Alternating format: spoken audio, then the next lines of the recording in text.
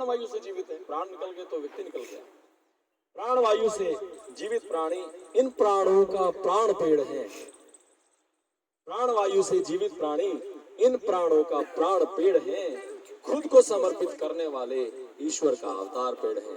ईश्वर का अवतार पेड़ है। साथियों धन्यवाद बहुत बहुत। मैं आमंत्रित करना चाहूंगा सोमवीर भाई जी को, वो आकर के आगे जिस कार्यक्रम अपना प्रारंभ है।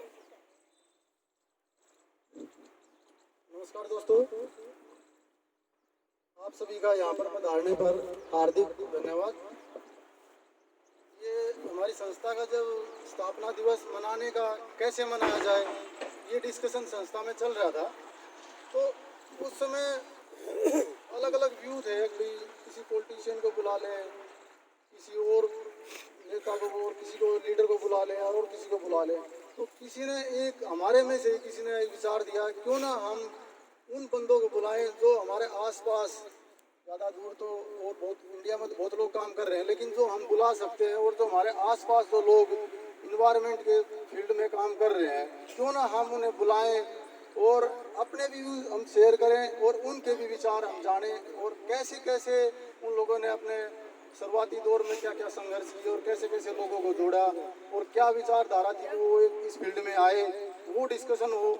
और फिर आगे से ये डिस्कशन हो कि हम सभी मिलके कैसे एक दूसरे की हेल्प कर सकते हैं, या कैसे इस फील्ड में एनवायरनमेंट के क्षेत्र में और आगे बढ़ सकते हैं, और जो ये एनवायरनमेंट वन का जो क्षेत्र है वो और कैसे बढ़ा सकते हैं। उसी के संबंध में हमारी जो आसपास की 4-5 संस्थाएं हैं वो हमने बुलाई हैं आज, जिसमें जो कोई वैसे इस फील्ड में कोई बड़ा छोटा तो क्या कहें, सभी जो हमारे लोग साहब हैं वो एक दूसरे बोलते हैं कि जो घर से निकल के अपने घर के काम छोड़ के और किसी भी समाज के लिए कोई भी काम कर रहा है तो वो उसका योगदान है, तो वो कुछ छोटा बड़ा नहीं है। लेकिन फिर भी कुछ लोग बहुत ज़्यादा काम कर रहे हैं, कुछ धीरे धीरे उनको देख देख के आगे बढ़ रहे हैं।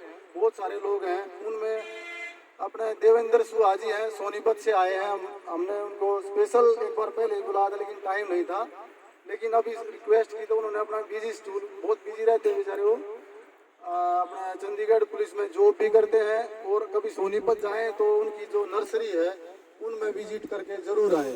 वहाँ जाके आपको लगेगा कि एक इंसान या उसका जो संगठन है वो कैसे चीज़ों को चेंज कर सकता है।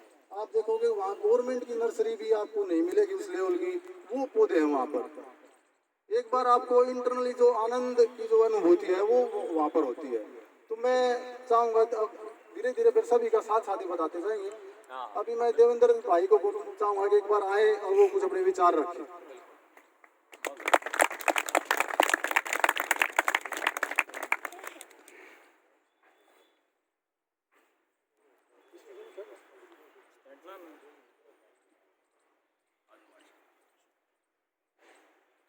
सभी को नमस्ते।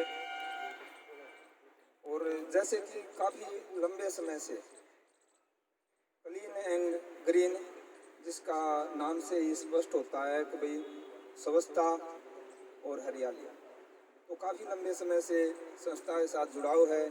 और जो गतिविधियाँ चलती रहते हैं वो फेसबुक के माध्यम से या न्यूज़पेपर के माध्यम से देखते रहते हैं। तो इस तरह से जो राष्ट्र के लिए कार्य या पर्यावरणीय क्षेत्र में कार्य आप कर रहे हैं, वो आसपास के जिलों में क्या होता है, व्यक्ति कार्य करते हैं उनका, लेकिन उनको पता नहीं होता उनका प्रारूप, उनका स्वरूप कितना बड़ा होता है। आसपास के जिलों में जितने भी रोहतक है, सोनीपत है, पानीपत है, फरीदाबाद है, सभी आप के परिचय संस्था का सभी को है। अभी क्लीन एंड ग्रीन बादरगढ़ में कोई ऐसी संस्था है जो काम कर रही है। और आज इस तरह से 2 अक्टूबर है, स्वच्छता, विशेष तौर पर स्वच्छता दिवस मनाया जाता है गांधी जयंती पर, लाल बहादुर शास्त्री जयंती पर। और दोनों ऐसे महापुरुष हुए हैं जिन्होंने अपने अपने क्षेत्र में राष्ट्र के लिए समर्पित भाव से काम किया है। तो मैंने स्वयं मास्टर ऑफ सोशल वर्क किया है, तो उसमें जाने बात पता चला गांधी जी ने जो विषय उठाए थे, जो आज विषय आधुनिक युग में उठ रहे हैं, भाई स्वच्छता के ऊपर है, गांव के विकास के ऊपर है, गांव आत्मनिर्भर बने, ये काफी समय पहले उनके जो सूत्र कार्यक्रम थे उसमें पूरा विस्तृत रूप से बताया गया है। और लाल बहादुर शास्त्री जी जो कर्म के एक योगी पुरुष थे, जिन्होंने मतलब एक उसमें जितनी भी जगह मिली, चाहे उनका ये आप आपने पढ़ा भी होगा, जो उनका पार्क था, उन्होंने कहा जब देश में अन्न की कमी है तो पार्क में भी अपने स्वयं बैलों से हल चला के गेहूं उगाया था। तो जो हमारे यहाँ जगह होती है, हम साउथ में देखते हैं बेंगलोर या उस साइड, अब छोटी छोटी जगह भी होती है, छत पे भी लोग मतलब इसको बढ़ाने के लिए सब्जियां उगाते हैं। देखिए हमारे यहाँ उपजाऊ जमीन है, लेकिन हम प्रयास करें, आपने सबसे ज्यादा देखा होगा जो एक्स सर्विसमैन होते हैं ना, वो कहीं ना कहीं इस जुड़ाव से ज्यादा जुड़े रहते हैं, क्योंकि उनके नियम होते हैं, अनुशासन उनको सिखाया जाता है, वो सफाई पर भी ध्यान देते हैं या सब्जियां ऑर्गेनिक सब्जियां उगाते हैं। तो इस तरह से मैं इस संस्था को देखकर जो खुशी हुई, आज का जो ये कार्यक्रम लोग कार्यक्रम करते हैं, बड़ी बड़ी स्टेजें लगाकर काफी लाखों रुपए लगा देते हैं, आज जो ये कार्यक्रम किया गया है वास्तविक रूप से जो प्रकृति से जुड़कर नीम का पेड़ है, और नीम के भी गुण जो एक जैसे एक सत्य व्यक्ति बोलता है विचार होते हैं, वैसे ही नीम भी वैसे अपने स्वभाव में कड़वा होता है, लेकिन जब इसका उपयोग किया जाता है इसके परिणाम अच्छे आते हैं। और जो ये एक विशाल बाग, हम करंज का जिसको पापड़ी भी बोलते हैं, एक विशाल बाग है, और इसके भी इतने फायदे हैं अगर आप जानोगे। प्रकृति में जो भी वनस्पति है, क्योंकि इसके करंज का तेल का उपयोग किया जाता है दीपावली पर, और करंज के पत्ते अगर जलाए जाएंगे तो इससे मच्छर भाग जाएंगे, क्योंकि नीम के पत्तों का भी ऐसा ही प्रयोग होता है। और बात आई स्वच्छता की, अगर करंज के पेड़ के पत्तों को हम गर्म पानी में उबालेंगे तो उससे क्या, आप स्नान करोगे, जो आपकी शरीर पे गंदगी है या विषाणु है, खाज खुजली है, वो खत्म हो जाएगी। इससे साबुन भी बनता है। जो हमारे आसपास वनस्पति है उसके बारे में हमें जानकारी होनी चाहिए। ये देसी कीकर है जिसको बबूल बोलते हैं, इसके बारे में तो सभी को जानकारी है। और ये ऐसी अगर देसी कीकर के हम दातुन करते हैं, कहीं ना कहीं जो हमारा स्वास्थ्य लाभ है कि सुबह सुबह एक तो दातुन हो जाएगी, पैसा भी नहीं लगेगा और हमारा स्वास्थ्य लाभ भी होगा। आज ऐसा समय आ गया है, आधुनिक युग में लोग कहीं ना कहीं भौतिकवाद की तरफ ज्यादा वृद्धि कर रहे हैं, आर्थिक स्तर बढ़ा रहे हैं, मतलब एक क्रांति की तरह काम कर रहे हैं इस क्षेत्र में। बड़ी बड़ी कोठियां, मतलब एक्सटर्नल जो दिखावे के लिए बड़ी बड़ी गाड़ियां, मतलब उनको एक ये दिखाना चाहते हैं समाज में हमारा अस्तित्व है या पड़ोस में है। बल्कि इसके साथ साथ हमें इस बात पे ध्यान देना चाहिए, जो हमारी मानसिक विकास है या सामाजिक विकास है, ये ज्यादा निर्भर करता है किसी व्यक्ति के व्यक्तित्व के निर्माण के लिए। क्योंकि कहीं ना कहीं ये एक जो बाहरी दिखावा होता है ना, ये हम थोड़ी देर के लिए तो खुश हो सकते हैं, लेकिन काफी लंबे समय के लिए इस तरह से खुश नहीं हो सकते। हमें पेड़ से भी सीखना चाहिए। पेड़ क्या सबके लिए समान है, किसी से भेदभाव नहीं करता, छाया देता है, ऑक्सीजन देता है। और इसी तरह से हमें एक इसको अपना जो संस्था है, इसको एक विशाल रूप देने के लिए पूरे शहर में या आसपास के जिलों में हमें ये भाव कभी नहीं सोचना चाहिए वो संस्था ये काम कर रही है, वो व्यक्ति ये काम कर रहा है। हम सबका लक्ष्य एक ही है, प्रकृति के लिए समर्पित भाव से काम करना, अपने राष्ट्र के लिए काम करना, विश्व के लिए काम करना। हमें बढ़ चढ़कर जो व्यक्ति अच्छा कार्य करता है, जो संस्था अच्छा कार्य करती है, उसमें बढ़ चढ़कर सहयोग करना चाहिए। कोई भी कार्यक्रम होता है, क्योंकि कहीं ना कहीं हमारे साथ हमारे जो टीम से हमारे मित्र आए हैं, योगेंद्र मास्टर जी हैं या अपने साथी हैं जितेंद्र राठी जी हैं, आते आते यही चर्चा हो रही थी हमारी। अब जो लोग व्यक्ति किसी भी समाज में अच्छा काम करते हैं तो उसमें क्या होता है कि शुरुआत में सोशल वर्कर जो कार्य करता है, कुछ लोग उस पर आलोचना और इस तरह की गतिविधियां करते हैं, लेकिन वो परिपक्व नहीं होता, वो पीछे हट जाता है काम से। लेकिन जो व्यक्ति किसी भी क्षेत्र में कार्य करता है, हमें उसको बढ़ाना चाहिए। और बात रही पर्यावरण की, इस क्षेत्र में काफी लोग काम कर रहे हैं, और हमसे पहले भी बहुत से बुजुर्ग, अगर आप गांव में जाएंगे तो जोड़ के किनारे अपने बड़ पीपल नीम के आपको मिलेंगे। बात इसमें सोमवीर जी ने बताया था, अब भाई कोई व्यक्ति कितना कार्य कर रहा है, कोई कहता मैं इतने लाख पेड़ लगा रहा हूँ, कोई कहे इतना, लेकिन इसमें ये नहीं, तुलना हमें कभी नहीं करनी चाहिए। मुख्य हमारा ध्यान है, हमारा विचार होना चाहिए। पेड़ चाहे 1 लगे या 1 लाख लगे, विचार अगर व्यक्ति का एक होगा तभी हम इसको एक जन आंदोलन का रूप दे सकते हैं। और इस तरह से जो हमारे पर्यावरण मित्र हैं, जो साथी हैं, अभी हम सभी पर्यावरण मित्र हैं। जो भी संस्थाएं अलग अलग हो सकती हैं, व्यक्ति अलग अलग हो सकते हैं, लेकिन उसका जो लक्ष्य है, वो मिशन है, वो एक ही है। हमें ये ध्यान देना चाहिए अपने आसपास जो हमारे से पहले इस क्षेत्र में काम कर चुके हैं, चाहे उन्होंने काम थोड़ा किया है या वो या नहीं रहे हैं, उनको भी हमें याद करना चाहिए। क्योंकि आज मैं स्वयं अगर इस तरह की गतिविधि करता हूँ, एक गांव में हमारे पास ही है शिवाना गांव, उस गांव में मैं गया, वहाँ पे एक कार्यक्रम था, युवाओं ने मिलकर कार्यक्रम किया, मेरे को ही बुलाया, बोला भाई ऐसे ऐसे यहाँ पेड़ लगाने हैं और एक बड़ा गांव को बदलना है। तो मैं गया, माँ भाई ऐसे ऐसे ये पीपल और बरगद के 10 वृक्ष लग रहे हैं जोड़ पे, ये किसने लगाए? बोले ये तो फलाना गाँव बूढ़ा ना लाए। माँ जब आप उस व्यक्ति को गांव में सम्मान नहीं दे सकते तो आप मेरे को बाहर से बुला के मेरे को क्या सम्मान दोगे? तो इस तरह से हमें इन बातों को ध्यान में रखना चाहिए। और एक टीम के माध्यम से मैं आपको, जैसा मेरा अनुभव है, थोड़ा बहुत मैं संदेश देना चाहता हूँ। टीम में एक मत से विचार, किसी ने बोल दिया भाई ये काम करना तो करना है, उसमें ये नहीं है भाई किंतु परंतु कैसे वैसे। हमारी नीति अच्छी होनी चाहिए, कार्य के परिणाम जो भी हो, क्योंकि व्यक्ति की अगर नीति अच्छी होगी, कई बार ऐसा होता है कार्य जो हम चाहते हैं या उसका स्वरूप है वो आ नहीं पाता, लेकिन हमारी नीति अच्छी होनी चाहिए। तो इसलिए मैं जो भी पर्यावरण साथी है, मेरे को काफ़ी युवा पर्यावरण साथी मिले, और जैसे जैसे काम करते करते जो छोटे पर्यावरण साथी मिले, हमारा ऐसा भी होना चाहिए। अब जो छोटे पर्यावरण साथी मिलते, कई बार ऐसा होता है अब भाई यहाँ पर मैंने ये कार्य शुरू कर दिया, लेकिन कई बार ऐसा होता हम ये भूल जाते हैं अब मैंने शुरू किया था, मैं इसको कर सकता हूँ। नहीं, ऐसा नहीं है। मेरे को ऐसे साथी भी बहुत से मिले जो समय रहते हुए आगे आएंगे, और मेरे से मेरी टीम में ऐसे साथी भी हैं जो बहुत तेज गति से कार्य करेंगे, इतना मैं सोच भी नहीं कर सकता। कम आयु में उन्होंने कार्य किया है।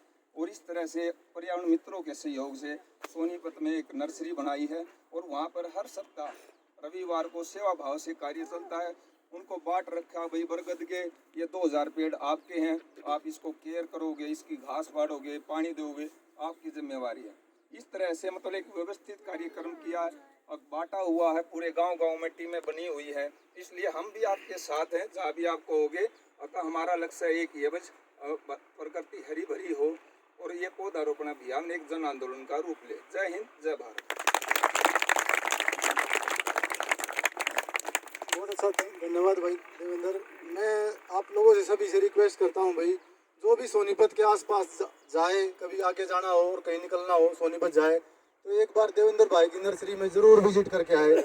हाँ, वो तो आदमी ना जाए तो ठीक है, भाई जिसको वहाँ देख के थोड़ी लज्जा आए, क्योंकि वहाँ शर्म आएगी अपने आप को देख। जब वहाँ जाओगे ना आप, कोई भी इंसान जाएगा तो थोड़ा सा अपने आप को वहाँ फील होगा, यार मैं क्या कर रहा हूँ। तो एक आदमी या इनका संगठन जो गवर्नमेंट काम नहीं कर सकती वो काम कर रहे हैं, और हम क्या कर रहे हैं, हम बस अननेसेसरी के टाइम नहीं है, छोटे छोटे बहाने लेकर आर्गूमेंट हमारे पास बहुत होते हैं, और अपने आप को सेटिस्फाई करने के रीज़न भी बहुत होते हैं, लेकिन वहाँ जाके थोड़ा सा ज़रूर फील होगा।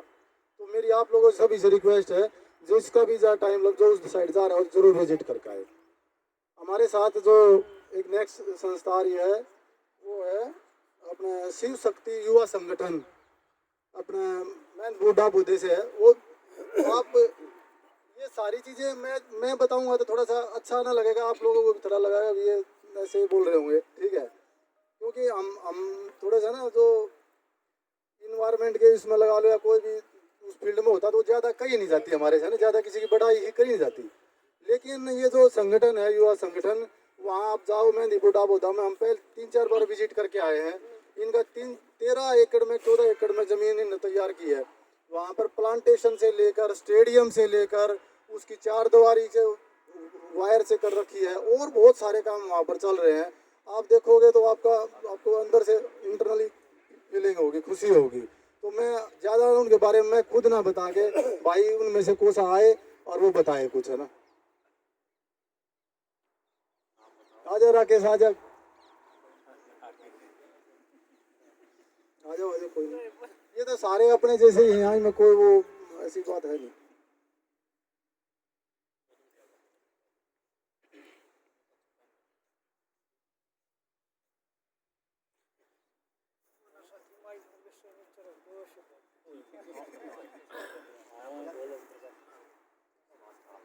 मान व सम्मान के योग्य मेरे अमर साथी व मेरे छोटे युवा साथी, तो एक हमने भी छोटा संगठन बनाया था शुरू में, भाई ने बताया, उसके बारे में बाद में विचार से बताओ भाई साथियों, क्या काम होता है संगठन में, कैसे विचार भी बदल जाते हैं, भावनाएं भी बदल जाती हैं। भावनाएं भी 3 प्रकार की होती है साथियों, भाव, अभाव और प्रभाव। सारे पढ़े लिखे साथियों सब इनका आप विचार करके इनका सब निकाल के देख लो साथियों क्या होता है। भाव होता है भाई भावना से कार्य किया जाए, और जो भावना से कार्य किया जाएगा साथियों वो मजबूत होगा और प्रशंसा भी होगी साथियों, और उससे संस्कार भी मिलेगा साथियों। अभाव होता है साथियों भाई मजबूरी है, राकेश ने बुला लिया, देवेंद्र ने बुला लिया, भाई ओम को बुला लिया, तो वो एक लाले भाई मजबूरी है, देवेंद्र ने मेरे को बुला लिया, मैंने थोड़ा बहुत करके जाना पड़ेगा, तो मैं देवेंद्र को बुला लिया भाई, तो देवेंद्र भी या मैं देवेंद्र की शर्म से काम करता हूँ। और प्रभाव यो है जी, और किसी तगड़ा आदमी हो उसके नीचे जाकर वो कह दे भाई देवेंद्र यो काम करना पड़ेगा, तो देवेंद्र ने करना पड़ेगा साथी। तो पहली तो मेरी एक प्रार्थना साथियों, कोई भी काम करे अगर संगठन से जुड़ने से ही जीवन सफल होता है साथियों। मैं तो मानता नहीं साथियों जो संगठन से नहीं जुड़ता कोई भी इंसान है, जो संगठन से जुड़ता है जो मानव शरीर से भी सफल होता है साथियों। संगठन में काम करना बहुत जरूरी है। तो साथियों हमने छोटा संगठन बनाया था, पहले था मैं गांव में सफाई अभियान चलाया था, तो तकरीबन गांव के सारे साथी गांव के थे, भाई नाली नूली सब साफ सुथ करे, प्रोग्रेस भी हुई। फिर जी पंचायत द्वारा रेजुलेशन करा कर 13 एकड़ में स्टेडियम की तैयारी करी, तो साथियों में पेटे भी लगाए हैं, ग्राउंड भी तैयार कर दिया साथियों। आप लोगों के सहयोग से कभी आपको बुलाया कभी उसको बुलाया, सहायता तो लेनी पड़ती है साथियों। संगठन तब चलता है साथियों जब साइड से यदि उसको सहायता नहीं मिलेगी तो संगठन नहीं चलेगा सर। कोई भी आदमी, एक आदमी दो आदमी, जैसे देवेंद्र ने बताया, अरे भाई संगठन तो भाई एक से एक ये पैड़ी है, पैड़ी दर पैड़ी काम चलेगा तो साथियों संगठन मजबूत हो जाएगा। तो साथियों में ज़्यादा ना करते हुए मैं संगठन को, मैं शरीर को अर्पित करता हूँ साथियों। मेरी कहाँ जरूरत हो तो मैं आपके साथ मिलकर काम करता हूँ। और मैं अपने साथियों से भी जो युवा शक्ति संगठन है, मैं इनसे भी इनका विश्वास लेते हुए मैं इनको भी ये कहना चाहता हूँ भाई ये भी अर्पण करें। तू करते रहे क्या है दिन है, ये मेरे से ज़्यादा टाइम देते हैं। मैं इनसे सीनियर हूँ जी, हरियाणा रोडवेज में कार्यरत हूँ, ड्राइवर पद पर कार्यरत हूँ, छोटा आदमी हूँ, लेकिन मेरी भावना है समाज में सेवा। तो साथियों ज़्यादा ना करते हुए हमारे लायक कोई सेवा हो तो कभी मौका दोगे तो हम आपके साथ खड़े। धन्यवाद सर। हम शुरू में डॉक्टर साहब और हम एक बार विजिट करके आए थे फर्स्ट में, तो मैंने राकेश भाई से पूछा भाई ये जो आप गांव में काम कर रहे हो इसका गांव में क्या प्रभाव पड़ रहा है। जो पूरे गांव के बच्चे, यंग जनरेशन ये सफाई अभियान कर रहे हैं, प्लांटेशन कर रहे हैं, कभी स्टेडियम बना रहे हैं, मंदिर है इनका बहुत सारा, वहाँ तालाब है उसको मेंटेन कर रहे हैं, तो इसका गांव में क्या प्रभाव है। तो बोले गांव में जो छोटी छोटी चीज़ें, जो घटनाएं होते हैं, क्राइम होते हैं, जो कोई नशे की बात हुई या किसी लेडीज़ का कोई इशू हुआ या और आपस में झगड़े हुए, वो हमारे बिल्कुल ना के बराबर हैं, यहाँ एकदम से ख़त्म होते आने लग रहे हैं। मैं वो कैसे, तो बोले उन्होंने बताया भाई अब जैसे हम सारी टीम है वो सारे गांव के तो हैं मोस्टली, वो एक दूसरे को जानते हैं। बाई चांस किसी का झगड़ा हुआ तो हम जिसका झगड़ा हुआ 5 आदमी 5 मेंबर और जाके उसको यार कोई बात नहीं सुलझा ले, कोई बात नहीं हो जाती है, वो वहीं की वहीं वो सॉर्ट आउट हो जाती है प्रॉब्लम। मतलब वो पुलिस स्टेशन या आगे कोर्ट तक तो जाने का कोई ज़रूरत ही नहीं। कितना एक मतलब कितना फ़ायदा है कि जो हम निस्वार्थ भावना से, जो एक हमारा ये टैगलाइन भी है, निस्वार्थ भावना से काम करना, निष्काम कर्म करना। वो निष्काम कर्म करते करते वो इंडिविजुअल का कितना फ़ायदा मिल रहा है उसका वो वहाँ पर दिखाई देता है। तो हम सभी का ये तो फर्ज बनता है। फिर हम सामूहिक और भी बहुत सारे फ़ायदे हैं, बहुत सारे, वो तो एक चंद मैंने गिना दिया। अगली जो है कि हमारी संस्था है अपने साकोड़ गांव से, संघर्षशील है, वो बेचारे इतने एक्टिव है ना, मतलब प्रशासन के साथ भी झगड़ मगड़ के जब भी, चाहे वो खुशी से मानने, चाहे कैसे ही मानने, चाहे एक आधी बार बिल्कुल चाहे सिंग भी बजाना पड़ जाए, वो भी काम लग के उन्होंने भी एक अपने गांव में जो बिल्कुल वेटलैंड टाइप का था, वो बंजर पड़ी थी जगह, उनको डेवलप करके स्टेडियम बनाना। आज आप उधर के जाओगे तो वो स्टेडियम इतना अच्छा तैयार हो गया, बच्चे वहाँ खेलने लग गए हैं।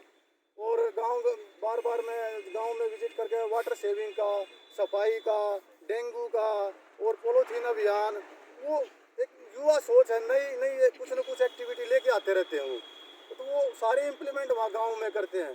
तो मैं उनसे भी रिक्वेस्ट करता हूँ कोई भाई आए और बोले आजा गुड़िया।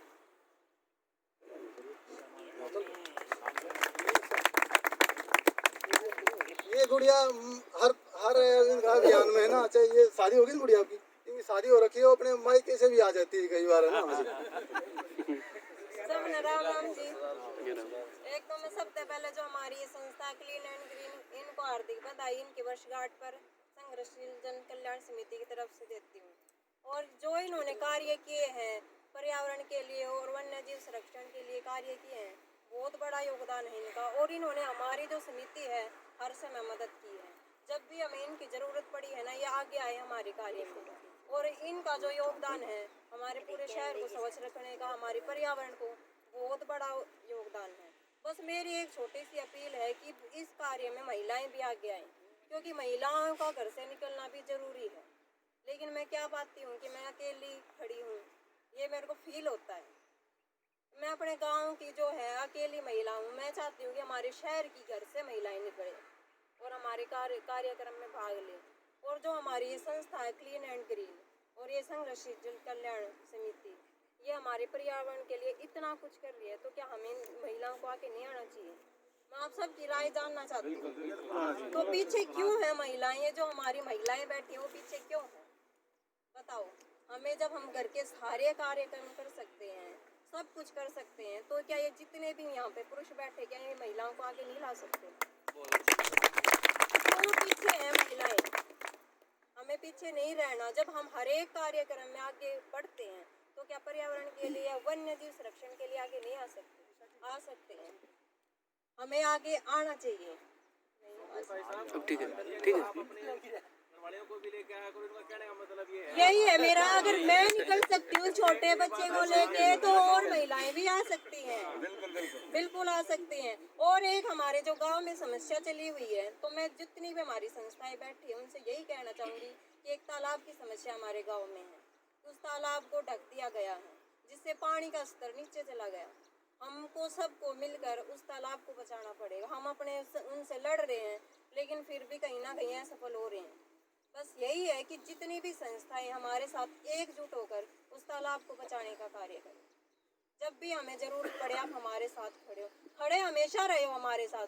लेकिन अब भी यही है कि उस तालाब को बचाओ, क्योंकि एक तालाब गांव के लिए बहुत ज़रूरी होता है। जब पहले हमारे गांव में 3-4 तालाब होते थे, लेकिन अब उन तालाबों का क्या हो रहा है? वे तालाब ढक दिए जाते हैं। उनके ये बोल दिया जाता है कि यहाँ पार्क बनेगा, यहाँ कुछ और बनेगा।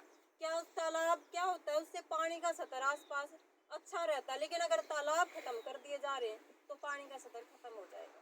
उससे क्या होगा? पानी की समस्या होगी। लेकिन अब यही है कि उस तालाब को हम बचाने में लगे तो हुए हैं, लेकिन हमारे सामने बहुत समस्याएं आ रही हैं। बस यही एक छोटी सी अपील है कि जब भी हमें ज़रूरत पड़े आप सब आगे आओ और उस तालाब को बचाने में हमारा सहयोग करें। धन्यवाद। और आप सब क्लीन एंड ग्रीन को भी बहुत बहुत धन्यवाद उनकी छठी वर्षगांठ पर। बहन का धन्यवाद। और मैं ज़्यादा कुछ वही इतना मेरा अनुभव नहीं है, लेकिन जितना मेरा अनुभव था वो मैंने आपको बांट दिया। ठीक है। बहन ने बिल्कुल जो ये नहीं क्या दुखती रग पे हाथ रख दिया बिल्कुल, है ना? ठीक है। अभी सभी हिम्मत नहीं बनती, लेकिन बहन ने बोल दिया तो बिल्कुल इस बात पर अमल किया जाएगा। और थोड़ी बीच में कोशिश भी की है। हमारे साथ गीता मैडम है। कहाँ गीता मैडम? ये दिक्कत है लेडीजों का, है ना, बेचारियों का। इनको समाज का भी काम करना और घर का प्रेशर।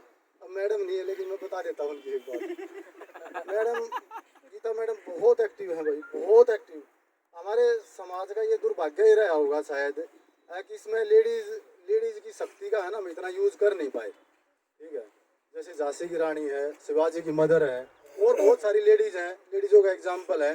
और बहुत सारी लेडीज निकल सके थी, लेकिन वो कहीं ना कहीं ये जो पुरुष प्रधान देश की थोड़ी मानसिकता थे, हम थोड़े से वो पहले से भी अभी निकल नहीं पाए हैं। और हमने एक यंग जनरेशन ने निकलने की उससे वहाँ से कोशिश करनी चाहिए। तो मैडम बहन का वो जो विचार है उस पर पूरा ध्यान रखेंगे और कोशिश करेंगे कि भाई और तो किसको बोले, आप अपनी घरवालियों को, बच्चे को जाएंगे। ठीक है। हाँ देखो जी, आप ये समाज तभी तो चल रहा है, कुछ लोग तो हैं ही। ये बहन भी है, मैडम आई हुई है, मैडम का मैं इंट्रोडक्शन कराऊंगा थोड़ी देर में। मैडम आई है और आपकी बड़ी मैडम आई है, गुड़िया, ये मैडम आए हैं, गुड़गांव से आए हैं ये। ठीक है, तो कुछ लोग हैं अभी भी कर रहे हैं, ऐसी बात नहीं है, लेकिन एक जो सामूहिक जो होना चाहिए ज़्यादा पार्टिसिपेशन, वो नहीं है, वो बहन बोल रही है।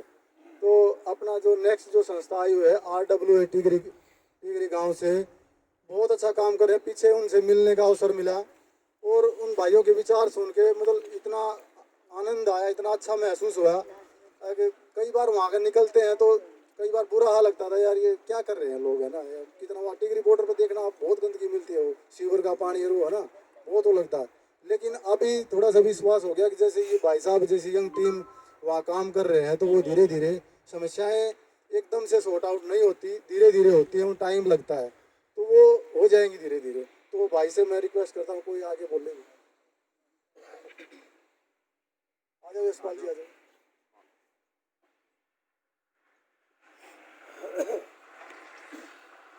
मैं आपको ये कहना चाहूँगा, पर थोड़ा सा ये भी जैसे किसी बंदे को आप जैसे आपको जैसे बोलने का मौका मिलेगा, आप उसके साथ एक बार पहले ये बताना कि आपने ये काम शुरू क्यों किया और उसके बाद आपको चैलेंज क्या है और आपका आगे का प्लान क्या है आगे का, ताकि हम भी उसके अकॉर्डिंग हम भी अपना प्लान कर सकें। बिल्कुल ठीक बात। सभी को नमस्ते।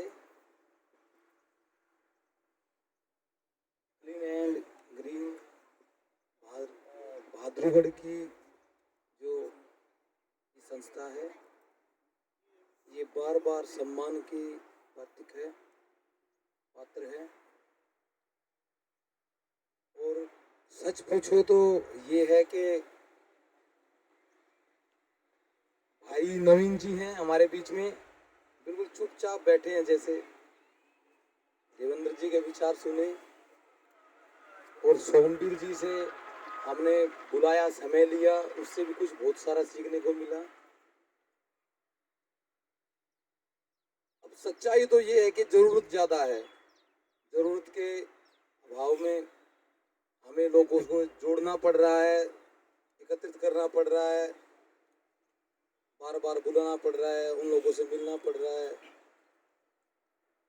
पहले क्या था, ऑटोमेटिक सिस्टम ऐसा था कि लोगों की मतलब खेल खेल में ही एक्सरसाइज, खेल खेल में ही पर्यावरण सब चीजों को बचाए रखा था। पेड़ लोग लगाते तो काफी कम ही थे अपने हाथ से, लेकिन काटते नहीं थे। तो दुख की बात है, आज कह रहे हैं विकास हो रहा है, शिक्षा बढ़ रही है, लेकिन पर्यावरण कहीं न कहीं पिछड़ रहा था। उस पिछड़ने के अभाव में देखते हुए, कुछ पेड़ों की कमी देखते हुए, बढ़ते हुए प्रदूषण से ये संस्थाएं आगे आई हैं। इनका हार्दिक स्वागत है, धन्यवाद है। रही बात टिकरी गांव की, टिकरी गांव दिल्ली का पहला गांव है, इधर से अपने रोहतक रोड से काफी सक्षम लोग वहां रहे, उन्हीं से प्रेरणा लेके कुछ लोगों से हमने कुछ सीखा। भले ही कुछ देखो लापरवाही रही, उसको देखते हुए नाले की गंदगी या फिर पेड़ों का कुछ कमी, कुछ सफाई में समस्याएं जो रही हैं, उसका कारण रहा है इंडस्ट्री एरिया नज़दीक होने के कारण किराए की व्यवस्था होना। लेकिन लोगों ने आमदनी का सोर्स तो देखा, लेकिन नहीं देख पाए तो सुविधाओं को, सफाई को, पर्यावरण को नहीं देख पाए। जैसे आमदनी बढ़ती गई वैसे वैसे लोग लापरवाह होते गए, ऐसो आराम, लेट उठना, कोई मतलब नहीं है पर्यावरण से, क्योंकि पैसा ठीक आ रहा है, उसी से गुजारा अच्छा चलता दिखाई दे रहा है। लेकिन अब इधर दूसरी तरफ जो विनाश की तरफ जा रहे हैं, हॉस्पिटलों में जो ढूंढ रहे हैं कि महंगा डॉक्टर कौन सा है जिससे इलाज करवा लें, उधर पैसा बह के भी जा रहा है। लोगों का ध्यान एक तरफ बस आमदनी की तरफ है, और जो व्यय हो रही है फ्री में हो रही है, जिसका कोई महत्व नहीं है, जिसका कोई उपयोग नहीं है, उस पर ध्यान नहीं है लोगों का। भाई साहब, मैं आप लोगों को देखो क्या समझाऊंगा। आप जब घर से निकल के आए हैं तो खामखा तो आए नहीं हैं। आप लोगों का जुड़ाव पर्यावरण से है, इस प्रकृति से है, और आयुर्वेद को आप अच्छे से कुछ समझते होंगे। ना समझेंगे तो राहुल आर्य जी समझा देंगे, सोमवीर जी समझा देंगे। देवेंद्र भाई तो अब क्या कहें, देखो मतलब ये कह सकता हूँ कि कोई परिचय के मोहताज नहीं है। इन्होंने तो वो मिसाइल कायम कर दी है जिससे हम लोग सीखने की प्रेरणा लेते हैं।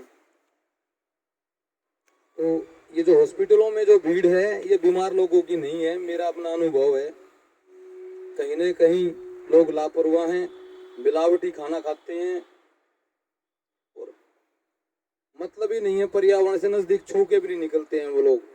उन लोगों ने पैसे कमा के हॉस्पिटलों में देने होते हैं। बीमार लोग नहीं हैं, लोग दिमाग से बीमार हैं, अपनी आदत से बीमार हैं, उसी की भीड़ हॉस्पिटलों में है। रही बात टिकरी गांव के विकास की,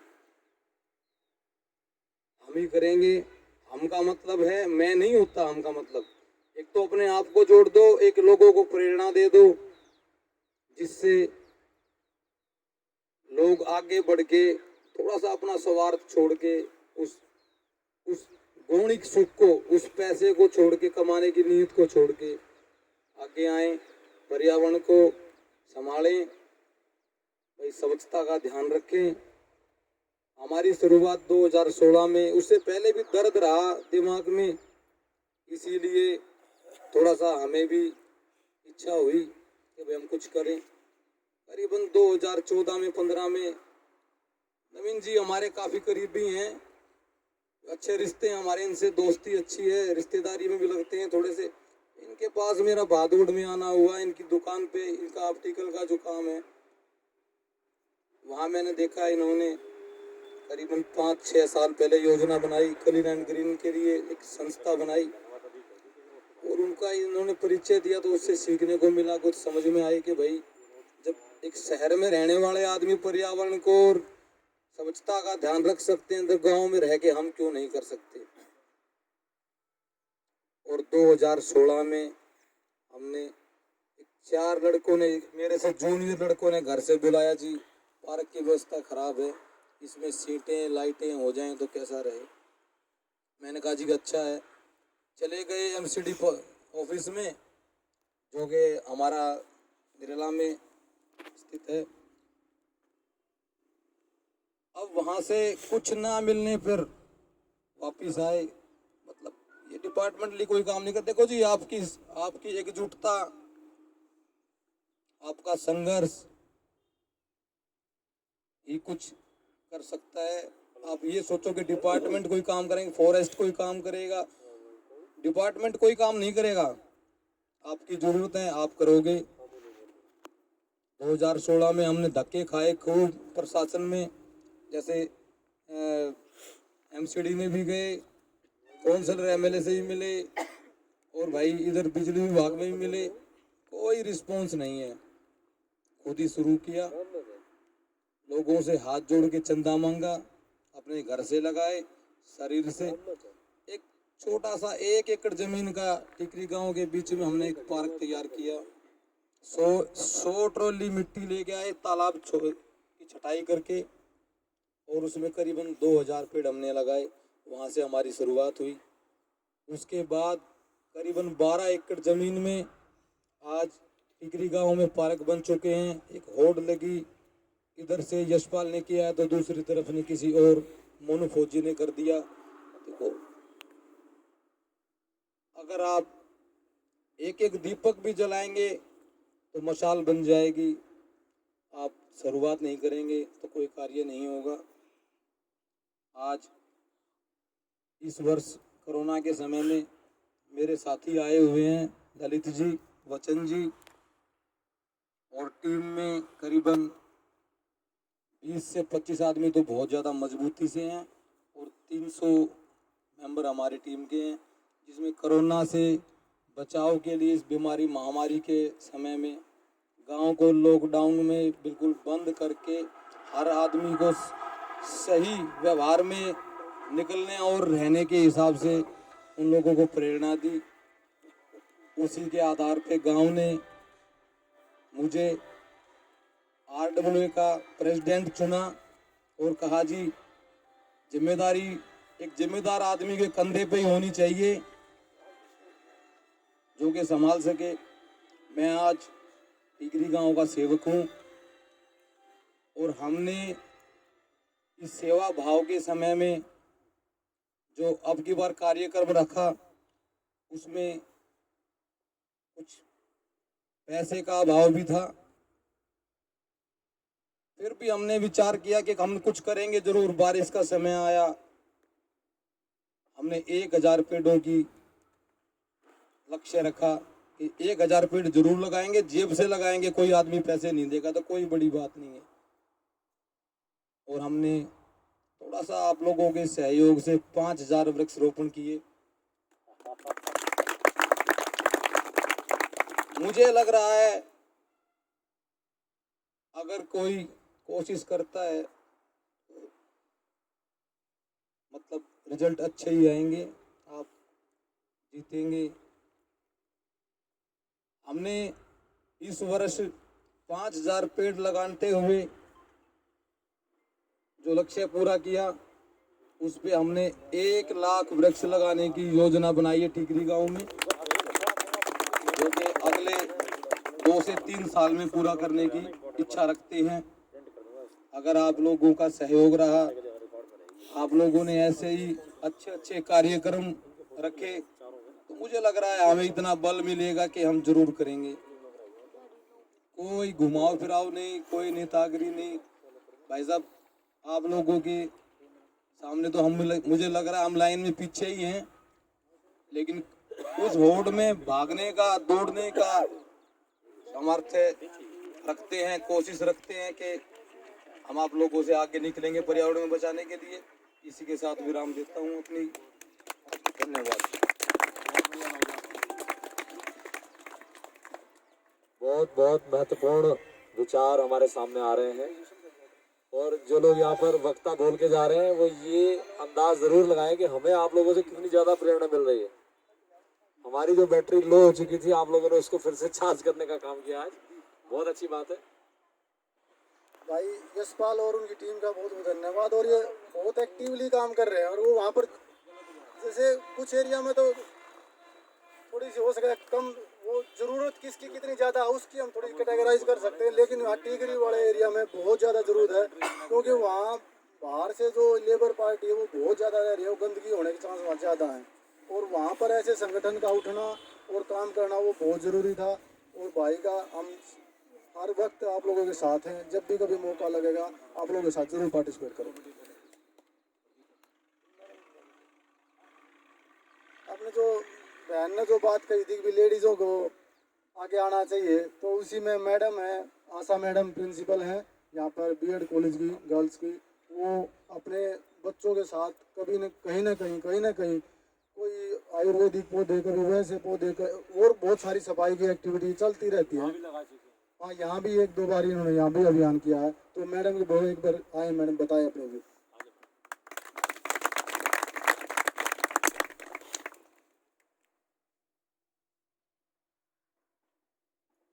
आज मैं क्लीन एंड ग्रीन एसोसिएशन जो बनी है उनके बर्थडे जो मना रहे हैं आप, उसके लिए बहुत बहुत शुभकामनाएं देती हूँ।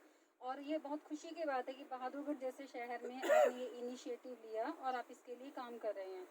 आप जगह जगह खुद कस्सी लेके लगे रहते हैं, मुझे भी कस्सी लग के लगने का शौक़ है। अगर आप मेरी हेल्प लेना चाहें तो मैं भी काम कर सकते हैं।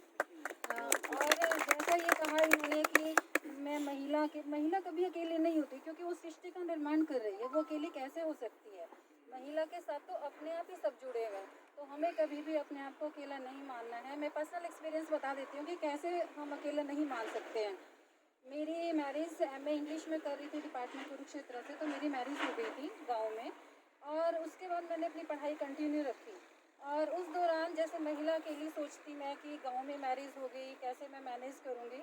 तो हमें एक बैलेंस इस्टेब्लिश करना है थ्योरी एंड प्रैक्टिस के बीच में कि कैसे हम बैलेंस कर सकते हैं। तो मैंने घूंघट भी सीखा, घूंघट में पानी लाना भी सीखा और कैसे चैलेंज को हम एक्सेप्ट करना सीखते हैं कि जब मैं कुएं पे गई तो मुझे बहुत डर लगा कि इसमें गिर जाऊंगी, मैं कैसे पानी लाऊंगी। तो किसी ने कहा मुझे, मैंने उसको कहा एक लड़की को कि तू पानी खींच दे, मुझे नहीं आता है।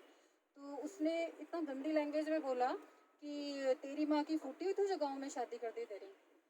तो फिर मुझे वो बात बहुत पिंच की कि अगर इस तरह की फीलिंग इनके अंदर है तो हमें कुछ ना कुछ चैलेंज को एक्सेप्ट करना है। और उसके बाद मैंने पानी लाना सीख लिया। फिर मैं 2 घड़ भी ले आती थी। तो एक जो चैलेंज है, चैलेंज की तरह लीजिए, अभी भी मैं 2 घड़ ला सकती हूँ, चाहे मुझे कोई भी प्रॉब्लम हो।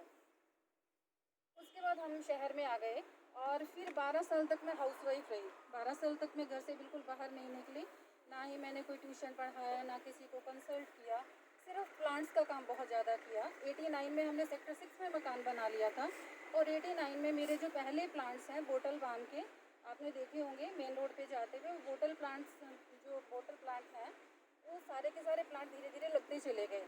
लेकिन वहाँ भी चैलेंज, जैसे लेडीज़ को, आप लोग सारे जेंट्स बैठे हैं लेकिन वो आगे बर्दाश्त नहीं कर पाते कि लेडी आगे कैसे बढ़ रही है। और freedom does not lie in detachment but it lies in involvement in life. कि फ्रीडम का मतलब ये नहीं है कि हमें जेंट्स ने फ्रीडम दे दी तो वो फ्रीडम है। इसका मतलब ये कि हमें उन चीज़ों में और इन्वॉल्व होना है और इन्वॉल्व होकर हमें आगे निकलना है।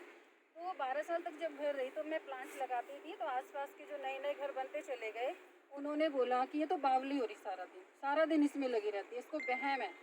शुरू में बड़ा पिंच होता था कि ये ऐसा क्यों बोलती है, कि मैं कोई गलत काम नहीं कर रही हूँ, मुझे कोई शौक़ नहीं है कि मैं गप्पे हाँकूँ मोहल्ले में बैठ के, तो मैं काम कर रही हूँ। लेकिन वो बोलते थे तो वो बातें चुभती चली गई, और चुभने का मतलब क्या हुआ कि चैलेंज एक्सेप्ट होता चला गया और मैं और आगे बढ़ती चली गई। 12 साल के बाद मैं घर से बाहर निकली, वो भी मैं आपको बताती हूँ मैं कैसे बाहर निकली। 12 साल के बाद मैं बहुत ज़्यादा बीमार हुई, तो मेरा सारा क्रेडिट मेरे डॉक्टर को जाता है। कहाँ कौन बंदा आपको मोटिवेट कर देता है हमें नहीं पता होता है, इसीलिए मैं आपके आगे ये बता रही हूँ। शायद अपनी आप बीवी को, बहनों को, सबको मोटिवेट करो घर जाके। तो डॉक्टर ने मुझे कहा कि आप पढ़ी लिखी हैं, मैंने कहा मैं एम इंग्लिश हूँ। तो उसने कहा कि फिर आप इनके आगे हाथ क्यों पसारती हैं पैसों के लिए, आप खुद क्यों नहीं कमाती हैं। उन्होंने इस तरह की बातें मेरी साइकोलॉजी के लिए करी कि अब घर में बीमार होने लग गई हैं, घर में क्यों रहती है। तो फिर उन्होंने कहा नहीं, आप बाहर निकलोगी, इनसे वैसे नहीं लोगी, आप अपने आप कमाओगी और बाहर निकलोगी। तो 12 साल के बाद मुझे वो डॉक्टर की बात फिर पिंच हो गई, फिर मैंने चैलेंज एक्सेप्ट किया और फिर मैं घर से बाहर निकली। फिर मैं वैश्य गर्ल्स कॉलेज में पोस्ट खाली थी तो वहाँ पर मुझे लगा लिया गया क्योंकि मैं इंग्लिश थी। फिर मुझे वहाँ पर मेरे स्टूडेंट्स, आप कैसे कैसे कहाँ से मोटिवेशन लेते हैं, जो मेरे स्टूडेंट्स हैं वो मेरे बहुत ज़्यादा फ़ैन थे शुरू से ही। तो उन्होंने मुझे कहा मैम उस पोस्ट पे बैठना, आपको जहाँ पे दिख रहा है वो ऑफिस, उस पोस्ट पे बैठना है। वो हर रोज़ मुझे यही कहती थी आप वहाँ बैठोगे, यहाँ नहीं बैठोगे आप। तो मैंने फिर एमएड की और मेरा नेट फर्स्ट अटैम्प्ट में क्लियर हुआ 12 साल के बाद घर रहने के बाद, और वो भी हरियाणा में 2 नेट क्लियर हुए थे एजुकेशन में, और उस टाइम मैंने नेट क्लियर किया। उसके बाद में फिर मुझे लगा कि क्वालिफिकेशन अभी और पूरी नहीं है। फिर बच्चे कहते रहते मैम आपको प्रिंसिपल बनना है, वो मुझे मोटिवेट करते थे। तो फिर मैंने पीएचडी इंग्लिश की, फिर मैंने पीएचडी एजुकेशन की, उनमें भी काफ़ी सारे चैलेंजेस आए करने में। और फिर मैंने 13 बुक्स लिखी, 13 बुक्स की राइटर हूँ मैं। और लेकिन उसके साथ साथ मुझे मतलब 1 मिनट भी ख़राब करना बहुत अजीब लगता है, तो मैं साथ साथ क्या क्या करूँ। अभी मैं सुबह 5 बजे उठ के सर ने कहा कि आपको आना है, तो कल हमारा इंटरनेशनल वेबिनार था, हमने इंटरनेशनल वेबिनार बहुत सक्सेसफुली करवाया, ऑस्ट्रेलिया से, सिडनी से लोग जुड़े थे। तो मुझे लगा कि मुझे यहाँ जाना ज़रूरी है, बहुत थकान थी। फिर मैंने सोचा कि मैं 5 बजे उठ के सारे झाड़ू पोछे सारे पौधों को पानी दे के, मुझे लगा मैं वहाँ जा रही हूँ, मेरे पौधे प्यासे रह जाएंगे तो कैसे होगा। तो मैंने सारे छत पे भी टेरेस फार्मिंग की हुई है, सब्जियाँ लगाई हैं। मैं कोरोना टाइम में हमने सब्जी कहीं बाहर से नहीं ली, भिंडी वगैरह सब घर पे लगाई और सारी वहीं सबको पानी दे के, ऊपर छत पे भी पानी दे के, पीछे के आंगन में आगे के सारा पानी दे के, और फिर मैं यहाँ आई हूँ। थोड़ा शायद इसीलिए लेट हो गई थी मैं। तो जो एक आपके अंदर जुनून है, एक जज्बा है, एक स्पार्क, आपको सिर्फ क्या ज़रूरत है, एक स्पार्क जगाने की। अगर थोड़ी सी चिंगारी आप कर देंगे तो धीरे धीरे वो आगे फैलती चली जाएगी। और मुझे लगता है कि देश के लिए जो क्रांतिकारी हुए हैं, तो आज आपको मैं बहुत बहुत मुबारक देती हूँ कि आप क्रांतिकारी किस फील्ड में जा रहे हैं, पर्यावरण की फील्ड में जा रहे हैं, जो सबकी, तो आप इसके लिए क्रांतिकारी योद्धा हैं पर्यावरण के लिए। और जितनी संस्थाओं ने जो बातें बनाई हैं, जो सोनीपत के थे सर, हाँ मैं आऊँगी आपकी नर्सरी में ज़रूर।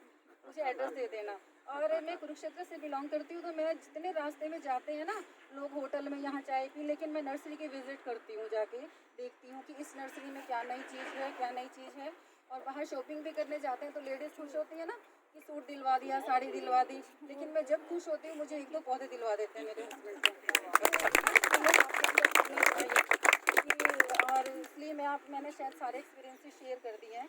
और जो मेरे स्टूडेंट्स हैं वो टीचर बनाते हैं, हम बीएड कॉलेज के प्रिंसिपल हैं, तो टीचर जो बनाते हैं उनके अंदर भी मैं यही संस्कार डालती हूँ। हर बच्चे से पौधा लगवाती हूँ, हर बच्चे को पौधा गोद देती हूँ और फिर उसको सारा सिखाती हूँ। खुद मैं उनकी क्लास लेती हूँ, पढ़ाते भी रोज़ हूँ मैं, मुझे पढ़ाने का जुनून भी है कि अगर आप पोस्ट पे बैठे रहे, चेयर पे बैठे रहे तो मुझे लगता है जंग लग जाएगा। जो प्रिंसिपल्स होती है ना फिर वो लंगड़ा के चलना शुरू कर देते हैं क्योंकि वो बैठे रहते हैं।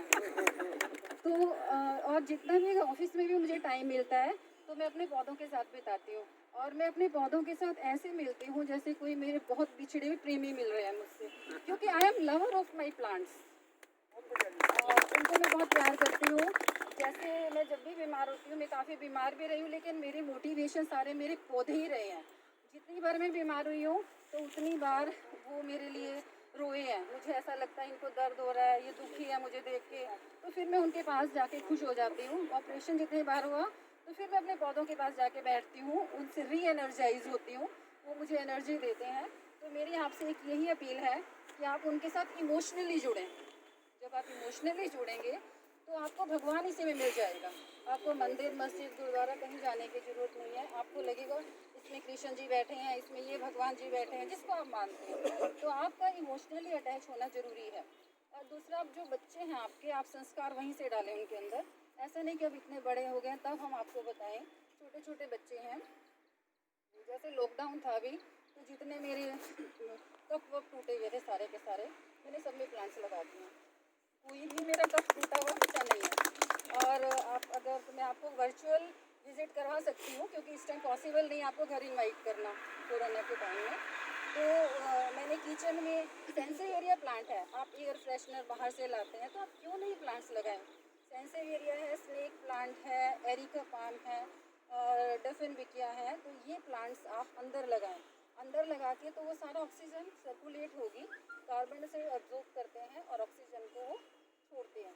तो इसलिए मेरी आपसे अपील है कि छोटे छोटे बच्चों को अगर इनके खिलौने टूट जाते हैं बच्चों के, तो आप उनके खिलौने ही कह दो, इसको फेंकना नहीं है, इसमें आप छोटा सा पौधा, इतनी सी मिट्टी में भी पौधा लग जाता है। तो ये क्या है, आपको एक स्पार्क जगानी है बच्चों के अंदर, एक जुनून जगाना है। जैसे जैसे धीरे धीरे उनकी हॉबी में बदल जाएगी और धीरे धीरे वो पर्यावरण के प्रेमी हो जाएंगे। और आप फिर उनको कहोगे यहाँ पे मंदिर है, चलो मंदिर चलते हैं। तो आप धीरे धीरे इस तरह से क्रांति ला सकते हैं, क्योंकि आप कैसे किसी को कन्विंस करते हैं ये मैटर कर रहा है। तो मेरी आप सभी से रिक्वेस्ट है कि आप जो अपनी मिसेस हैं, जो भी हैं, बहनें हैं, उन सबको आगे लाएं। और अगर मेरी डायरेक्शन की ज़रूरत है, मैं उनको पूरी टीम बना दूंगी और मैं उनको बता दूंगी सारा का सारा, कौन से प्लांट कब लगते हैं, कौन से विंटर्स, कैसे वेजिटेबल्स उगाती हैं सब। क्योंकि मैं पहले बीएड में गीता चली गई है, गीता को भी इंटरेस्ट इसीलिए है क्योंकि उनकी मैं फाइलें बनवाती थी, उनको लगाना सिखाती थी और सारी की सारी चीज़ें, क्यारियाँ, कितना गैप, कितना सब कुछ। तो अगर आप मेरी हेल्प चाहेंगे तो मैं आपके हमेशा के लिए तैयार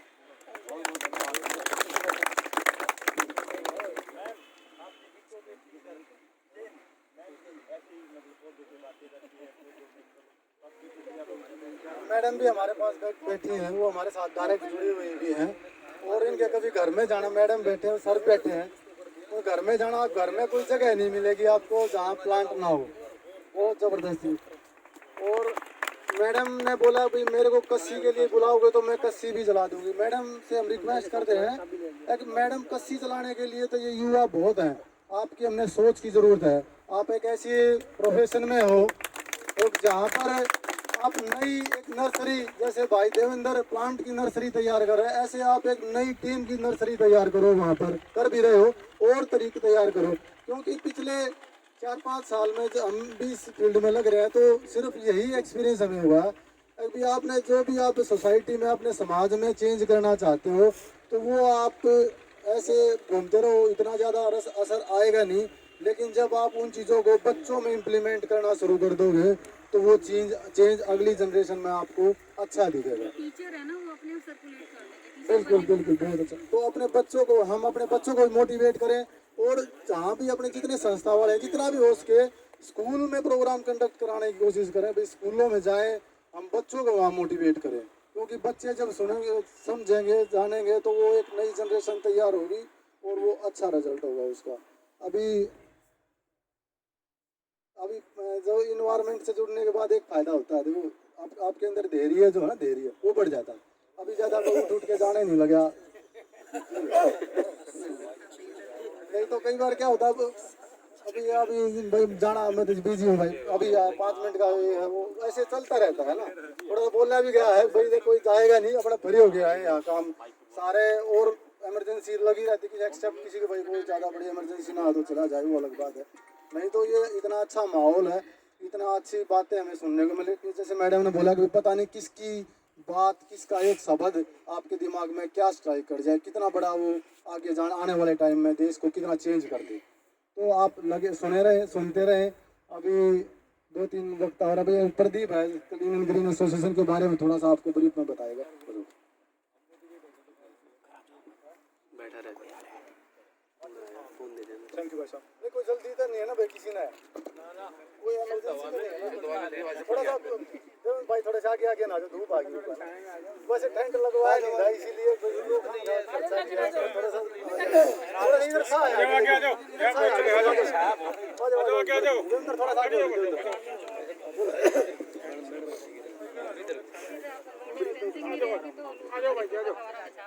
सबसे पहले तो मैं इस डिबेट के बारे में ही कहना चाहूँगा, जैसे भाई साहब ने कहा कि किसी भी न्यूज़ चैनल पे हम डिबेट देखते हैं प्राइम टाइम पे, वो प्राइम टाइम की डिबेट इतने जोर से होती है कि शायद हम 15-20 मिनट भी उसको बर्दाश्त नहीं कर पाते।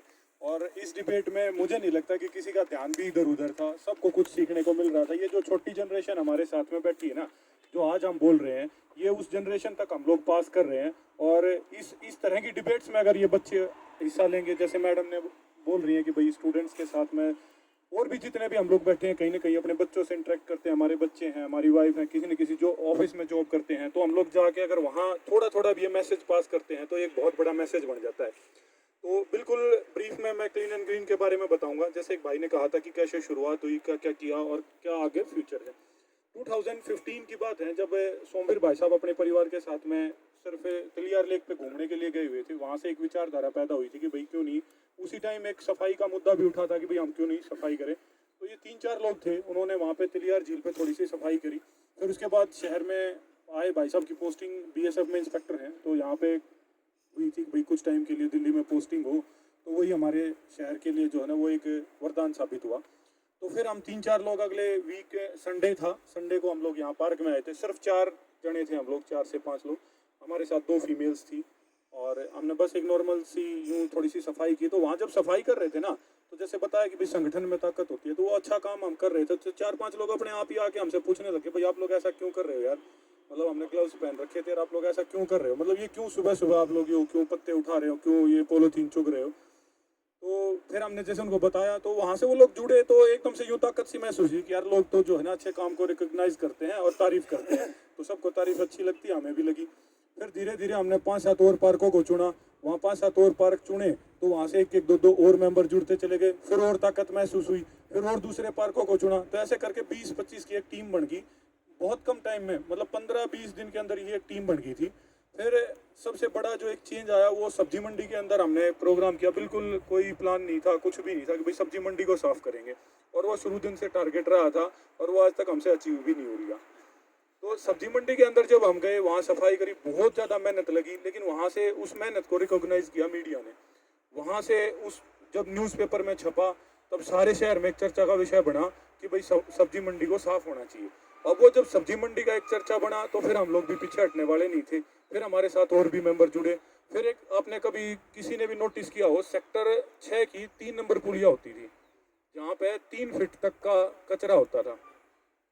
और एक दिन वहाँ पे अपने बुजुर्ग बैठे थे, बहुत सारे ताश खेल रहे थे। तो वहाँ से जाते हुए मैं और विवेक थे, तो हमने उनसे पूछ लिया कि माँ भाई साहब ये 3-3 फीट का कचरा हो रखा है जी, अंकल जी माँ इसको मतलब ये साफ़ क्यों नहीं हो सकता, मतलब आप लोग इसके बिल्कुल पास में ही बैठ के ताश खेल रहे हैं और ये 3 फीट से आगे 6 फीट 8 फीट 10 फीट यूँ हो जाएगा और ये पार्किंग खत्म हो जाएगी। साकोल वाले तो जानते होंगे उस एरिया ने। तो उनका कहना ये था कि भाई शहर में चेयरमैन बनेगी तो ये साफ़ होगा। मतलब हम हैरान रह गए कि चेयरमैन 6 साल बने, नीरियो कचरा ऐसे ही साफ़ होगा। वो हमने 3 दिन लगकर सारी की सारी टीम ने खुद के पैसे से खुद जेसीबी इकट्ठी करी। और आज उस जगह का मैं सफाई की एक महत्वता बताना चाहता हूँ कि सफाई क्या कर सकती है। कहाँ लोग उसके पास से नाक बंद करके गाड़ी लेकर निकला करते तो मुंह फेर के निकला करते, बड़े बड़े अधिकारियों देख कर निकला करते कि यार इसने कौन साफ करेगा। जब वो साफ हुई ना तो आप लोग आज भी जाके उस एरिया को देख सकते हो, 1 लाख रुपए पर डे रेवेन्यू जनरेट कर रही है वो जगह। वो कैसे कर रही है कि वहाँ जब सफाई हुई तो हमने सोचा कि भाई अब ये सफाई होगी, फिर इसके बाद में कैसे इसको जो है मेंटेन रखा जाए।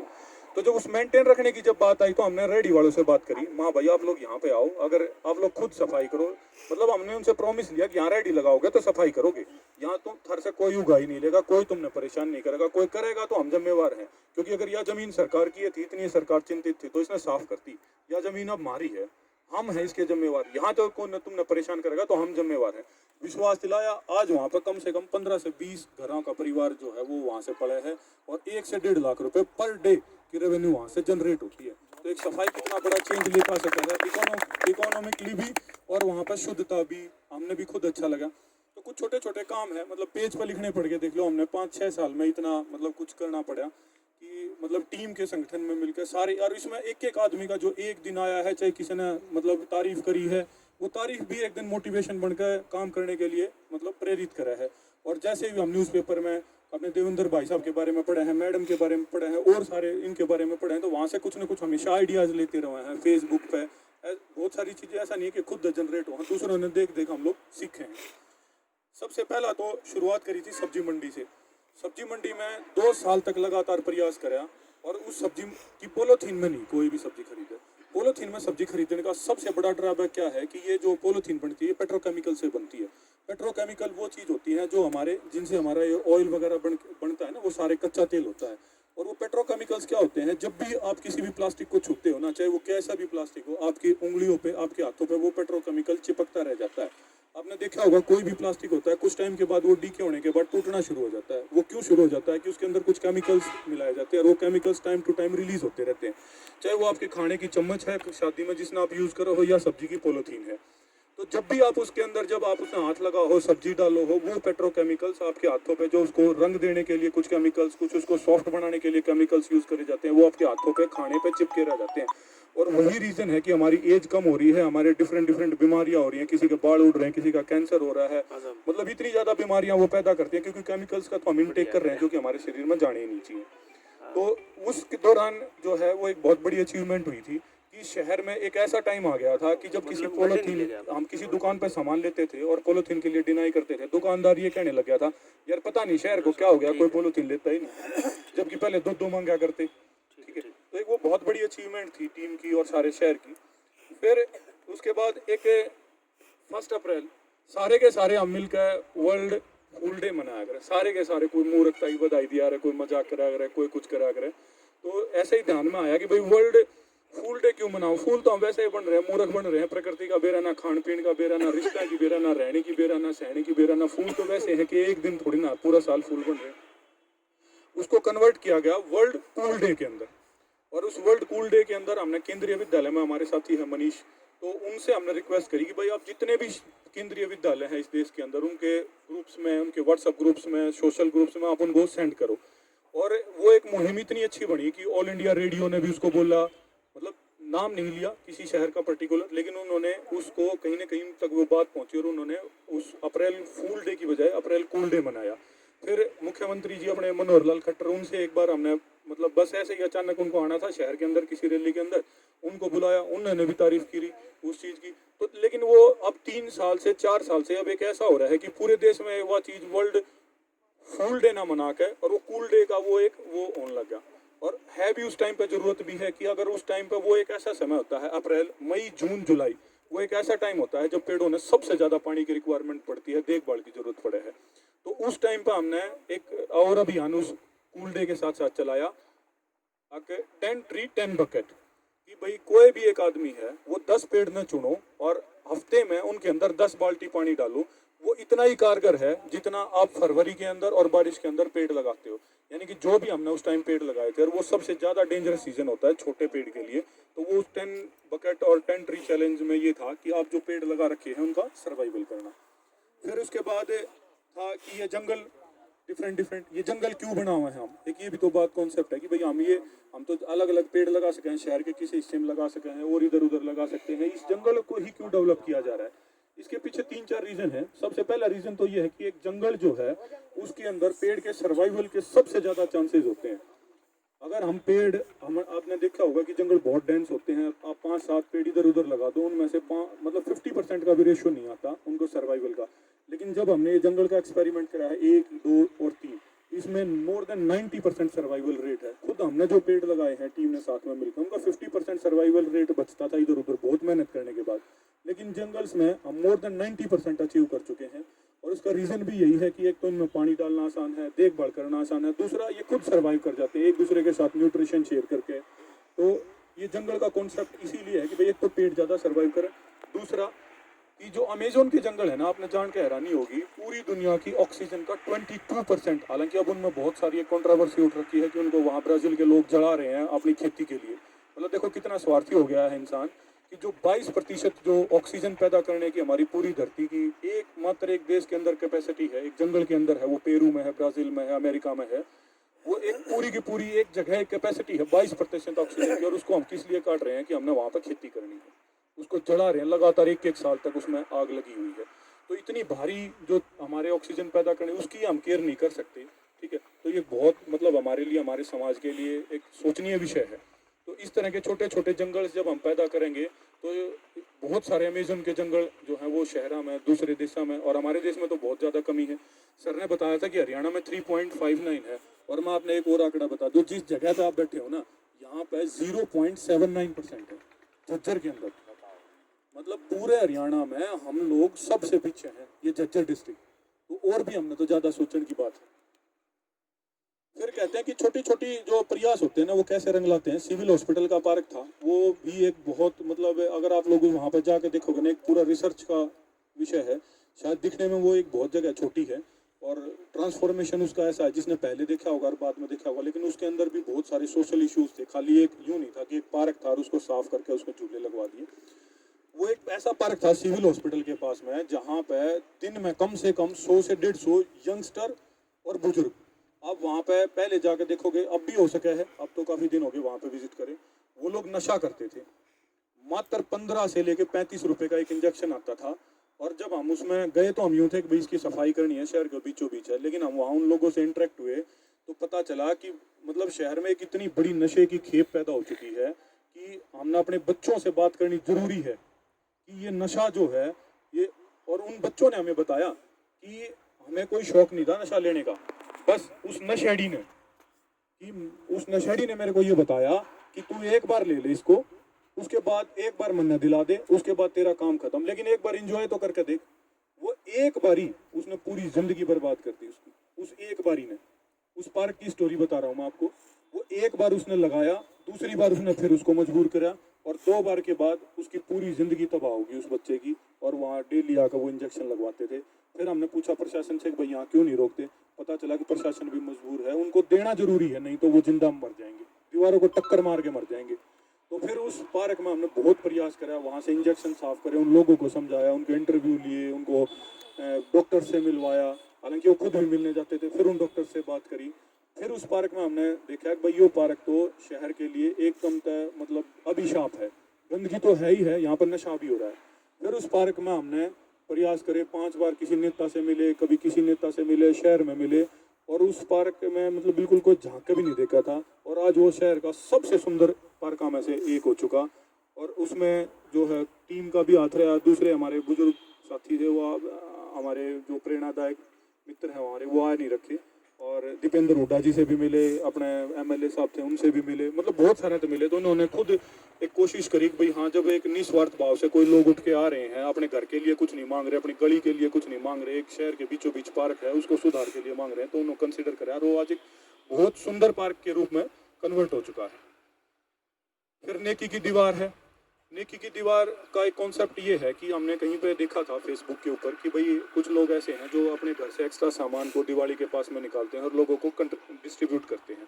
तो हमने भी उस कॉन्सेप्ट को अपनाया और वो पूरे इस सर्दियों के सीजन में 4 बार लगती है। और उस दीवार में कभी आप आओगे ना, तो आपको एहसास होगा कि सच में कितनी इस देश में गरीबी है, कितनी रिक्वायरमेंट है, और हमारे पास जो एक्स्ट्रा सामान पड़ा है ना, उसको हम कितनी ज़्यादा ज़रूरतमंद को दे सकते हैं। मतलब हमारे लिए कोई टी शर्ट है, वो हमारे लिए बस इतना है कि भाई छोटी होगी, चल यार इसको अलमारी में रख दें, या इसको फेंक दें, या इसके बर्तन ले लें। लेकिन वो किसी बंदे के लिए, किसी गरीब के लिए कितनी ज़्यादा इंपॉर्टेंट है, वो आपने पता चल सका है कभी नेकी की दीवार में विजिट करोगे तो।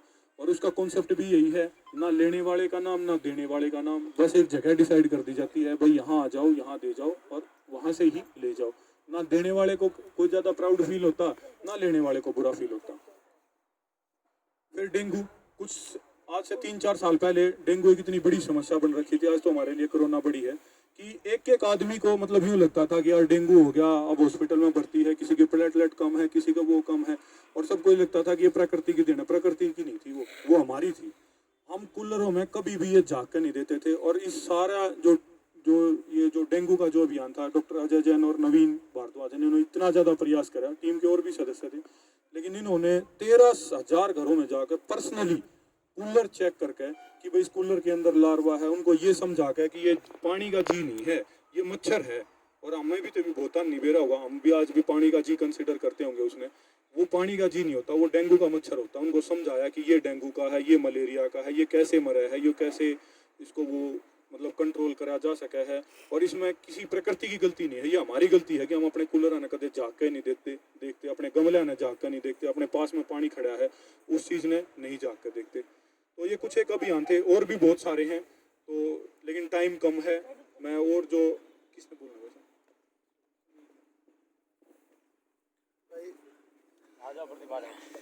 वैसे टाइम तो रखा था कम ही, 9 बजे तक धूप इतनी होगी नहीं और जल्दी खत्म हो जाएगी, लेकिन क्या करें वो। प्रवीण जी बैठ जाओ, अभी बैठ जाओ, कोई बात नहीं। एक बार कोई बात नहीं सोचता लो।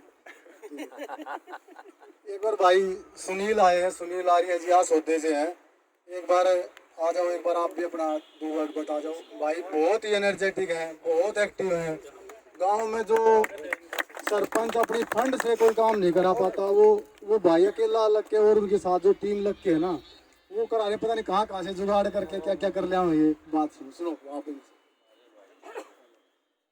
बहुत बहुत धन्यवाद भाई का। अरे वो मैडम गायत्री मंत्र का जाप करेंगे। ओम भूर्भुवः स्वः तत्सवितुर्वरेण्यं भर्गो देवस्य धीमहि धियो यो नः प्रचोदयात्। Neat and clean and green के सदस्य, अधिकारी, यहाँ पे जितने भी उपस्थित साथी आए हैं, बुजुर्ग, माताएं, बहनें, हम देखते हैं समाज में कार्य सभी करते हैं, प्रत्येक मनुष्य करता है। कोई अपनी आजीविका के लिए कर रहा है, कोई अपने परिवार के लिए कर रहा है, और कोई सामाजिक भी कर रहा है, कोई धार्मिक भी कर रहा है। लेकिन वास्तव में आप देखोगे कार्य वही उत्तम है जो निस्वार्थ भाव से किया जाए और अन्य के उपकार के लिए किया जाए, जिसमें अपना स्वार्थ ना हो। और साथियों, ये बात जग जाहिर है, चाहे कोई कितना ही बड़ा धनवान हो, कितना ही बड़ा बलवान हो, कितना ही बड़ा धार्मिक हो, एक ना एक दिन सभी को इस दुनिया से जाना साथियों। तो हम तो इस समाज में आए हैं, तो कुछ ऐसा करके जाएं जिससे पीछे तक हमारी छाप रहे। अर्थात छाप का मतलब हमारे वो नहीं कि हमारा नाम रहे ना, बल्कि उस कार्य से प्रेरणा ले अन्य वो कार्य आगे बढ़ता रहे। जैसे आज भी कोई बॉर्डर पे शहीद होता है, तो उस शहीद की जो याद में जो निकलती है यात्रा, उसमें शायद ही कभी आपने देखा होगा कि कम भीड़ मिलेगी। क्यों? सब जाते हैं वहां, जिसको पता चल गया शहीद है तो मेरा भी है वो, चाहे फिर वो मेरे परिवार से है या मेरे गांव से है या ना है। तो ऐसे ही अनेकों कार्य साथियों। और ये जो क्लीन एंड ग्रीन एसोसिएशन ने जो अभियान जो चलाए हुए हैं, ये भी ऐसे ही कार्य हैं। इनमें हमें बढ़ चढ़कर अपना पूरा जो कहते हैं ना तन मन धन, वो देना चाहिए, क्योंकि ये साथियों वास्तव में निष्काम भाव है। इसमें सभी अपना अपना समय लगा के आए हैं, भाइयों ने इनको ऑर्गेनाइज किया है। ये तो हमें एक मंच दे रहे हैं यहाँ से कार्य करने का, और हमें करना चाहिए, ये तो समाज के लिए है कार्य। धन्यवाद साथियों। भाई अपने बारे में बताया है कोई साथियों आपने तो मारी पढ़ाई कर दी अपने बारे में बताओ कुछ आपने क्या करे गांव में जब तो हमने प्रेरणा तो सब हाँ हमें तो प्रेरित होना ना आपसे वो बताओ। मैं साथियों गांव लेवल पे भी जिला लेवल पे भी और थोड़ा बहुत अब हम हरियाणा लेवल पे भी जो भाइयों से ही प्रेरित है वही लगा लेकिन जो ये कार्य करते हैं वही मैं करता हूँ। हमारे गांव में एक शमशान घाट थी, वैसे 3 हैं लेकिन हमने उसे एक को चुना पहले। वहाँ पे इतना ज़्यादा गंदगी का विशाल ढेर था, मतलब ढेर के ढेर लगे हुए थे। किसी गांव वाले को वैसे बोल दिया भाई साहब ये हटाना, वो देख के बोले इतना बड़ा हटा रहे यार बेवकूफ़ तू। हमने ये देखा मगर भैया हताशा और निराशा में रही, लेकिन फिर भी हमने कोशिश करी। मैंने ट्रैक्टर वालों को बोला माँ भाई साहब ऐसे ऐसे, बोला यार सुनील जहाँ कहेगा ना वही कार्य करेंगे बोल। बोला 3 ट्रैक्टर लगे उसको, 2 घोड़ी और 1 हड़, उसको पूरे को हमने वहाँ से हटा के वहाँ पे दोबारा वो गंदगी ना हो वहाँ पे 5 पेड़ लगाए। और उस 5 पेड़ से प्रभावित हो गए जो शमशान घाट में आदमी आते थे ना, उन्होंने बोला भाई ये पेड़ किसने लगाया, बोले ऐसे ऐसे उसने। बोला भाई ठीक है हमारे नाम से ही 5 पेड़ लगाए और जो उनमें खर्चा होता है वो हमसे ले। तो इस तरह मतलब कहना भाव ये कि शुरुआत होते होते आज वहाँ पे उस शमशान घाट में 105 पेड़ हैं और 105 जाड़ हैं। और उस 105 जाड़ और 105 पेड़ की वजह से आज वहाँ पे जो भाईदानी और जो गांव के जो कहते हैं ना अपने आप को धनवान तो है, लेकिन उनकी स्वार्थ है वो निस्वार्थ भावना जो है वो जग जाहिर है। तो उन्होंने उस निस्वार्थ भाव से कोई नाम ना बताने के लिए बोल के और वहाँ पे एक 3 सेट डलवा दी 1.5-2 लाख रुपए की जो भी। फिर वहाँ पे एक और भाई आई, उन्होंने भी यही बात बोली, बोला भाई मेरा नाम नहीं आना चाहिए कहीं, ये काम तू करवा रहा है तो तेरा ही काम है, लेकिन यहाँ पे ये पार्क बनवा। उन्होंने 1.5-2 लाख रुपए का पार्क बनवा दिया। मतलब जो कहते हैं ना सरपंच 5-10 लाख रुपए खा गए और ये अपना पूरा 5 साल में करता है, उतना काम हमने साथियों बिना किसी स्वार्थ के ऐसे ऐसे शमशान घाट में फिर हमने 3 शमशान घाटों में काम करवाए। अब वहाँ पे 80,000 की बहुत बड़ी 10x10 की ओदी बनवाई। मतलब कहने बात आती है, मतलब आप जब काम करने चलते हो ना किसी को भी बोलो जिसका जो सामर्थ्य होगा ना वो देगा करेगा साथियों। यही है मेरा इतना तो धन्यवाद साथियों। बहुत एनर्जेटिक जो भाई सुनील बहुत ज़्यादा एक्टिव हैं। मैडम अपने श्री भगवान मैडम है सर हैं, एक बार आए आप अपने रिव्यू दें। और विनोद जी कहाँ, विनोद जी कहाँ गए? विनोद जी आ जाओ आप भी, आ जाओ इधर आप आ जाओ। हेलो हाँ मैं तो एसोसिएशन का प्रोग्राम है लास्ट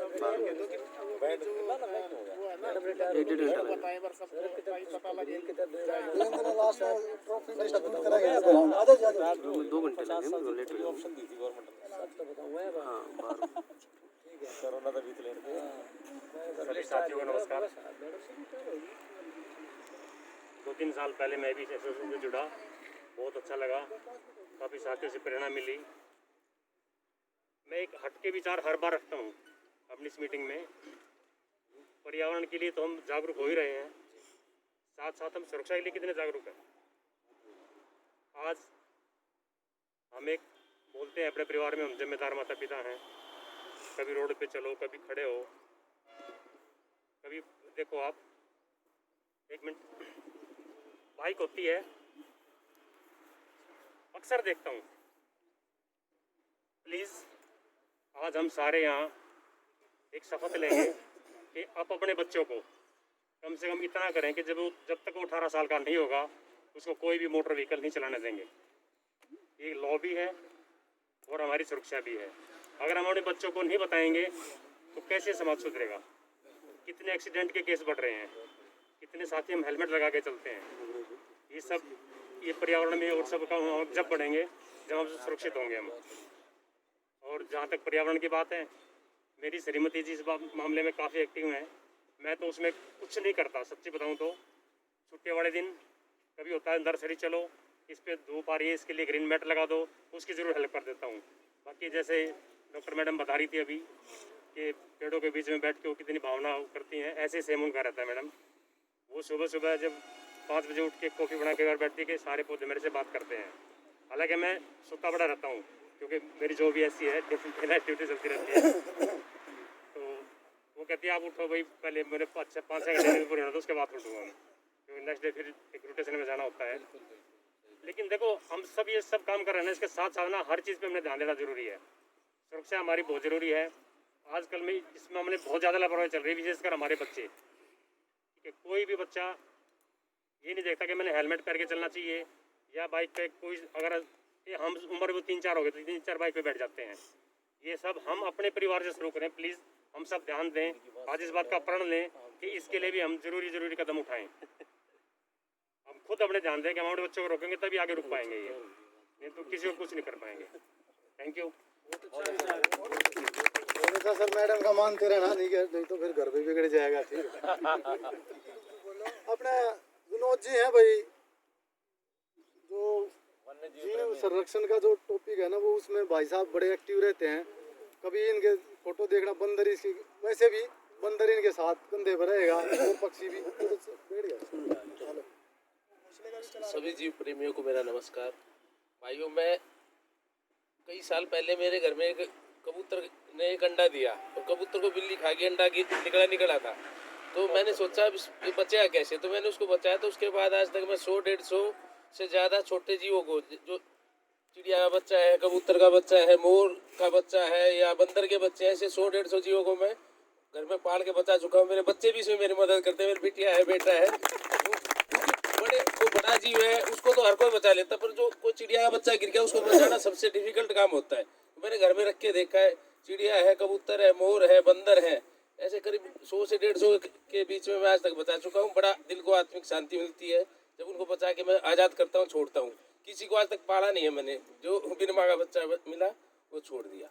अच्छा, सोमवीर जी से मैं एक और प्रार्थना करना चाहूँगा। जैसे मैं शहर के अंदर देखा, जैसे ये पापड़ी के पेड़ है सोमवीर जी, तो यहाँ पे कुछ ऐसे पेड़ लगाओ, पपड़ी के पेड़ पे कोई पक्षी घोंसला नहीं बनाता। इनके बीच में सतूत के या किक्कर के कोई भी ऐसे पेड़ लगा दो जिनमें पक्षी घोंसला बनाए।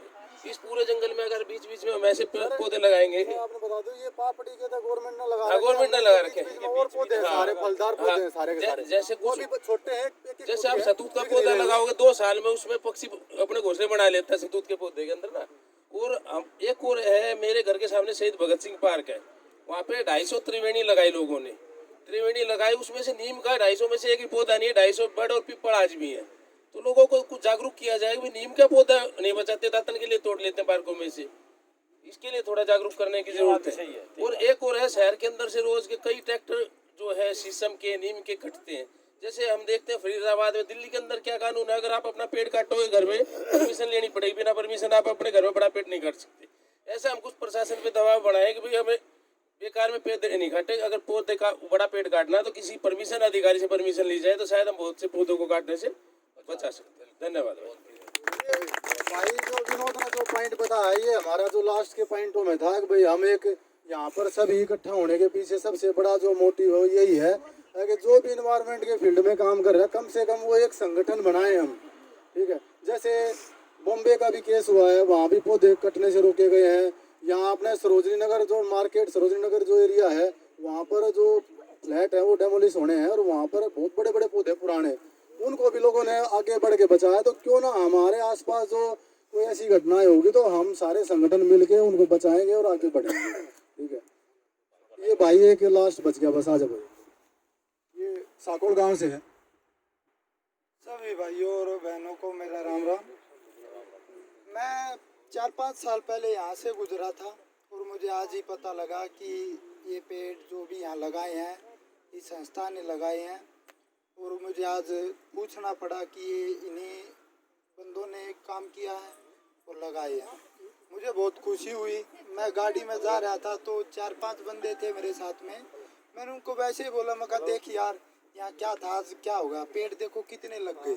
जिसने भी लगाए बहुत अच्छा किया। और आज पता लगा, दिल खुश हुआ, मेरा बोलने का मन हुआ कि संस्था को मैं हाथ जोड़ के राम राम करूं। जो छोटे बच्चे यहाँ काम करते हैं, पेड़ लगाते हैं, उनका भी बहुत बहुत धन्यवाद। और दिल खुश हुआ, इसलिए माइक मैंने भी आज पकड़ लिया और इस संस्था को धन्यवाद करता हूँ कि 5 साल पहले की बात आज मुझे याद आई कि यहाँ पेड़ इतने लग गए हैं। फिर दिल खुश हुआ और मैं सबका धन्यवाद करता हूँ। और कल मैं ITI में गया था, ये जो है ITI यहाँ पे, तो ITI में जो कार्य कर रहे थे मैंने देखा, वो बोले कि मैं कहा भाई ITI में बहुत पेड़ लगाए जा रहे हैं, लेकिन उसमें से कुछ बंदे बोले मेरे को कि भाई ये तो छोटे पेड़ तो लगाए जा रहे हैं लेकिन बड़े पेड़ काटे जा रहे हैं। मैं कहा भाई ये बड़े क्यों काट दिए, अब छोटे लगाए जा रहे हैं। तो वो बोली मैडम ये तो पता नहीं, प्रशासन का काम है। मैं कहा ये गलत है। तो कोई और सर थे, वो बोले, मैंने बोला सर ऐसा क्यों करी, ये पेड़ क्यों काट दिए। और छोटे लगा रहे हो, बड़े काट के छावदार थे वो तो काट दिए, छोटे लगा रहे हो। बोला भाई ये तेरा काम नहीं, ये तो ऐसे ही चलता रहेगा, तेरे से कुछ नहीं होगा। मैं कहा वीडियो, बोला मेरे से वीडियो ले ले, तेरे से कुछ हो जा तो मुझे बता दे। मैं कहा भाई ये बात तो गलत है, लेकिन तुम कर लो भाई, अब तो मैं क्या कर सकता हूँ। मैं कहा अगर मैं यहाँ होता पेड़ कटते तो मैं वीडियो बना के मैं कोशिश करता किसी उससे, और ये पेड़ नहीं कटने देता। तो ऐसा भी चल रहा है। देखो ये यहाँ पे जो है इसमें पेड़ काटे गए हैं। और भाई जी मैं एक बात और कहना चाहूँगा, जैसे हम अपनी गाड़ी से जा रहे हैं तो कई बार रास्ते में परिवार भी होता है साथ में, कई दोस्त भी होते हैं, तो कई बार डोगी मरे मिलते हैं हमें, तो उनको ज़रूर से ज़रूर गाड़ी रोक के कुछ भी हो उनको बेचारों को मिट्टी दो, ये सबसे बड़ा पुण्य होगा। और मैंने अपने जीवन में कम से कम 100-125 कुत्ते, बिल्ली, लकड़बग्गे, ये जो ऐसे गादड़ होते हैं, ऐसे जीव जंतुओं को खूब दबाया है, मिट्टी दी है। और मैं जितने भी यहाँ पे भाई हैं, मैं सबको हाथ जोड़कर विनती करूँगा, कभी मत शर्माओ कि तुम्हें कोई देख रहा है, तुम मिट्टी दे रहे हो, बांस आ रही है, मुझे बहुत उल्टी पड़ती है, लेकिन फिर भी मेरा मन करता है कि मैं दाब दूँ। और बस अड्डे पे मैंने अब पीछे ही देखा था कि बीच में तो डाल दिया कुत्ते को, लेकिन वहाँ दुकान इधर उधर सब आ रहे हैं, कोई नहीं दाब रहा था। साथ में मेरी माँ थी, मैं हॉस्पिटल से आया, मैंने ऑटो में था, मैंने ऑटो रुकवाया और मगा माँ तू चल घर पे, मैं आ रहा है। बोली बेटा ये दुनिया कर लेगी, तू चल, मैं बीमार हूँ, मेरे साथ चल, और ये दुनिया और कोई दाब लेगी जिसने बांस आओगी। मगा ना माँ कोई ना, मैंने ना दिखेगा तो और किसने दिखेगा। तो भाई मैंने उस कार्य को भी किया, मेट्रो स्टेशन के नीचे था वो डोगी, सब मुझे देख रहे थे, लेकिन मैंने ना शर्मा के कहीं से कस्सी उपलब्ध करवाई, एक रिक्शा वाले को जबरदस्ती मगर रोकी नहीं, उसको डाला, वो थोड़ा परदेसी था, वो दब गया बेचारा, फिर मैंने उसमें डाल के उसको भी दबका। ऐसे तुम भी भाई सब कार्य करो। और एक बात और है, जैसे हम बड़ पीपल के नीचे अपनी मूर्तियाँ होती हैं भगवानों की, उनको हमारे परिवार में जो माताएं बहनें होती हैं वो जाके वहाँ डाल देती हैं। अगर यहाँ पे 10 आदमी भी मेरी बात को समझेंगे तो बहुत होगा। अगर हम बड़ पीपल के नीचे ना डाल के तस्वीर को, उसको अगर हम मिट्टी दे दें, मिट्टी में कहीं खेतों में कहीं भी पार्क में दाब दें तो बहुत अच्छा होगा। हमारे जिसकी हम पूजा करते हैं उसका सम्मान होगा और आत्मा को भी शांति मिलेगी। और जहाँ भी आपको दिखाई दे, कृपा करके उन मूर्तियों को खड्डों में दाब दें, मिट्टी में दाब दें, ये मेरी विनती है। और कार्य भी बहुत किए मैंने, गौ सेवा भी की है, घर में पेड़ पौधे सब कार्य करता हूँ जो हो सकते हैं, छोटे छोटे कार्य। भाई धन्यवाद, जैसा बोलना था बोल दिया, जो गलती है वो माफ करिए। इस सामाजिक काम मैंने घना गलती किसी की कोई ना होती, ठीक है, जो बोल दिया ठीक है, आपने जो भी भैया अपना अच्छा लगा जैसा लगा, किसी ने भैया अच्छा लगे तो ले लो, नहीं लगे तो रहने दो, कोई वो नहीं। भाई प्रोग्राम बिल्कुल खत्म हो गया है, ठीक है। एक भाई आ गया, ये भाई ने मैं जानता भी नहीं हूँ, लेकिन उन्होंने बोला बोल लूँगा, एक बार बोल रहा था, आ जाओ भाई।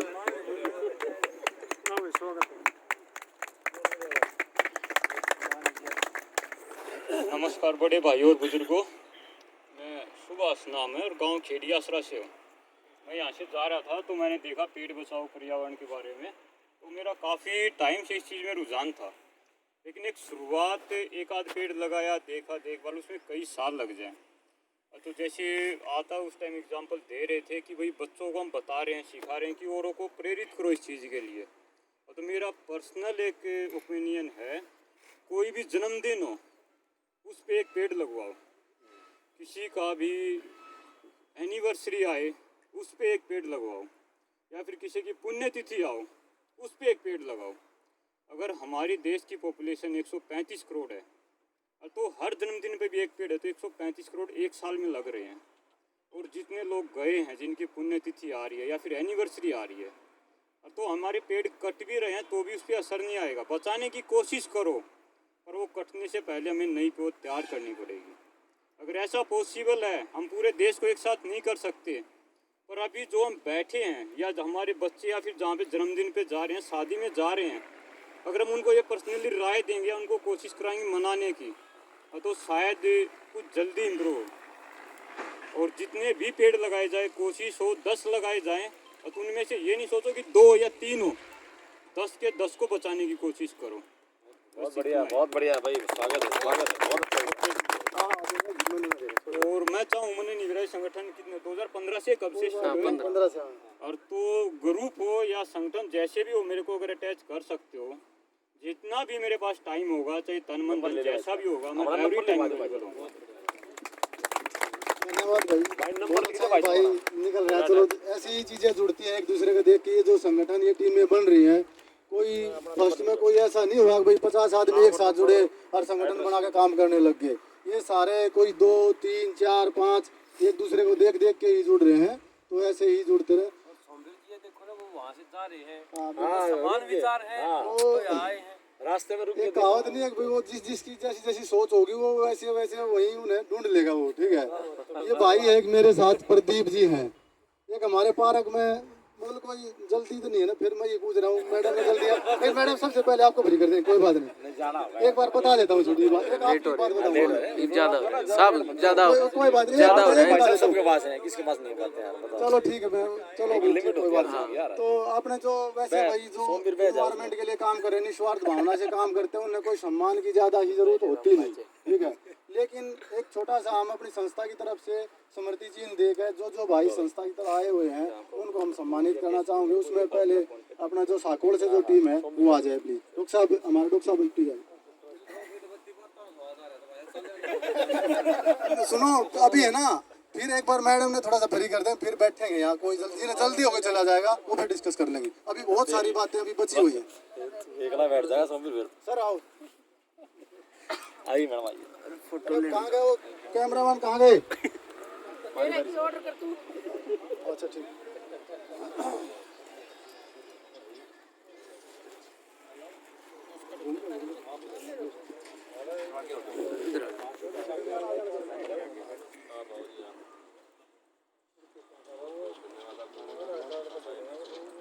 इधर छाया में बैठना भाई, अभी है ना, इधर से आ जाओ, छाया में, छाया से आ जाओ।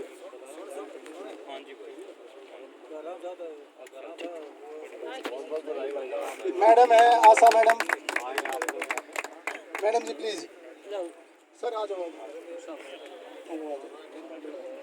ये अभी बैठ जाए सभी, है ना, जाना नहीं यार, है थोड़ा सा अच्छा नहीं लगेगा, एक बार बीच में ऐसे है ना, बैठ जाए प्लीज, बैठ जाए। वो खड़ा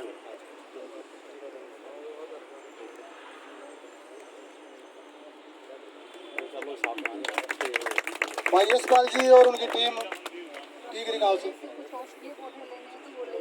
ले लेना, सब कुछ ले लेना, अब तो आपको ही अपना लिया हमने, कोई दिक्कत नहीं है। अब वो उसका डिस्कस में कर लूँ आपसे। हमारे नवीन जी कहाँ है? सचिन, अरे नवीन जी, अरे भाई क्यों जुल्म कर रहे हो? हमारे लिए थे ना, हमारे तो हम एहसान साथ में बोले थोड़ा।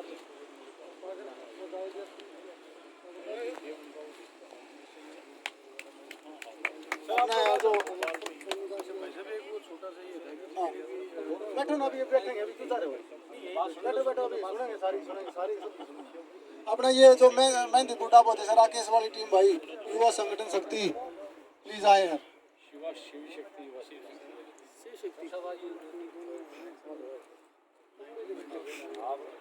परवीन जी बैठो थोड़ी देर, प्लीज बैठो। वीडियो चल रही है, फोटो यहाँ से कैच कीजिए।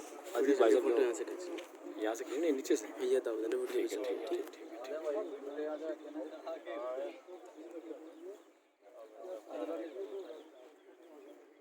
आ जाओ। उसको आगे रखो, बच्चे को थोड़ा आगे। बहुत अच्छे भाई, बहुत बढ़िया।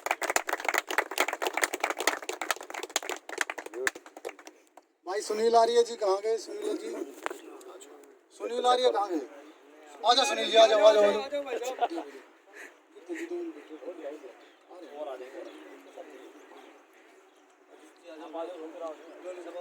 कोई बात नहीं।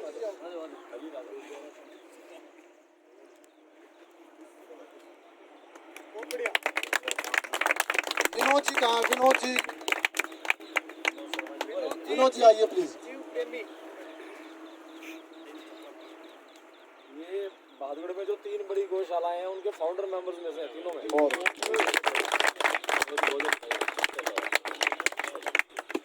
भाई बैठ जाओ, ये है ना, एक कैमरामैन है, ज्यादा ये अपना देवेंद्र सुहा जी और देवेंद्र जी आओ, और टीम आओ भाई, टीम उनकी कहाँ है? हाँ हाँ आ जाओ डॉक्टर साहब आओ ना, आ जाओ जी, आ जाओ। कहाँ गया टिंकू, कहाँ गया? हाँ ठीक है। ये टिंकू सोनीपत से भी हमारा भी मेंबर है, ये वहाँ भी लगा हुआ है बीच में सब, यहाँ इसकी एक रिश्तेदारी है यहाँ पर, आता है जब यहाँ भी आ जाता है। ठीक है, कोई बात नहीं।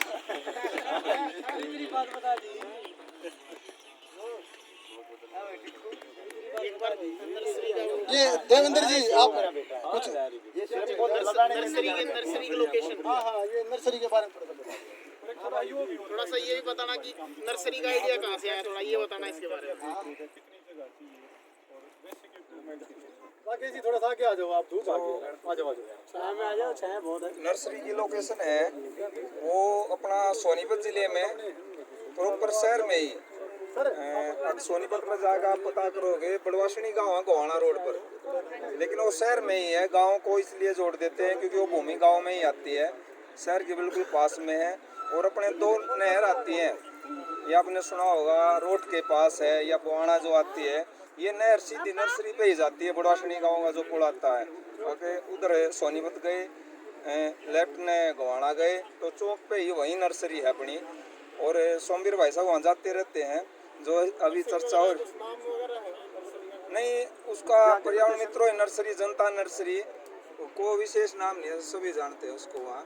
तो ये तो सबकी नर्सरी है, जो वहाँ मेहनत करता आता है, पेड़ लेकर जाता है, वो सबकी है, किसी विशेष उसमें नहीं है।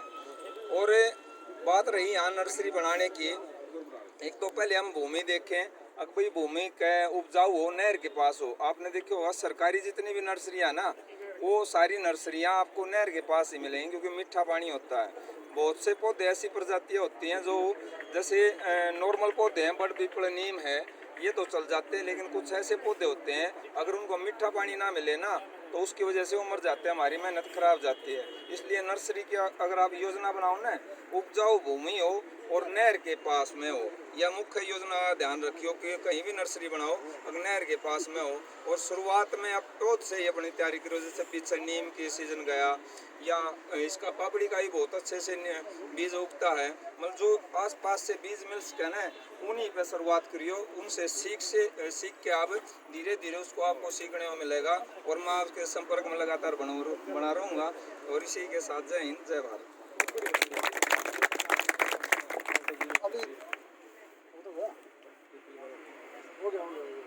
आप कुछ बोल रहे थे भाई?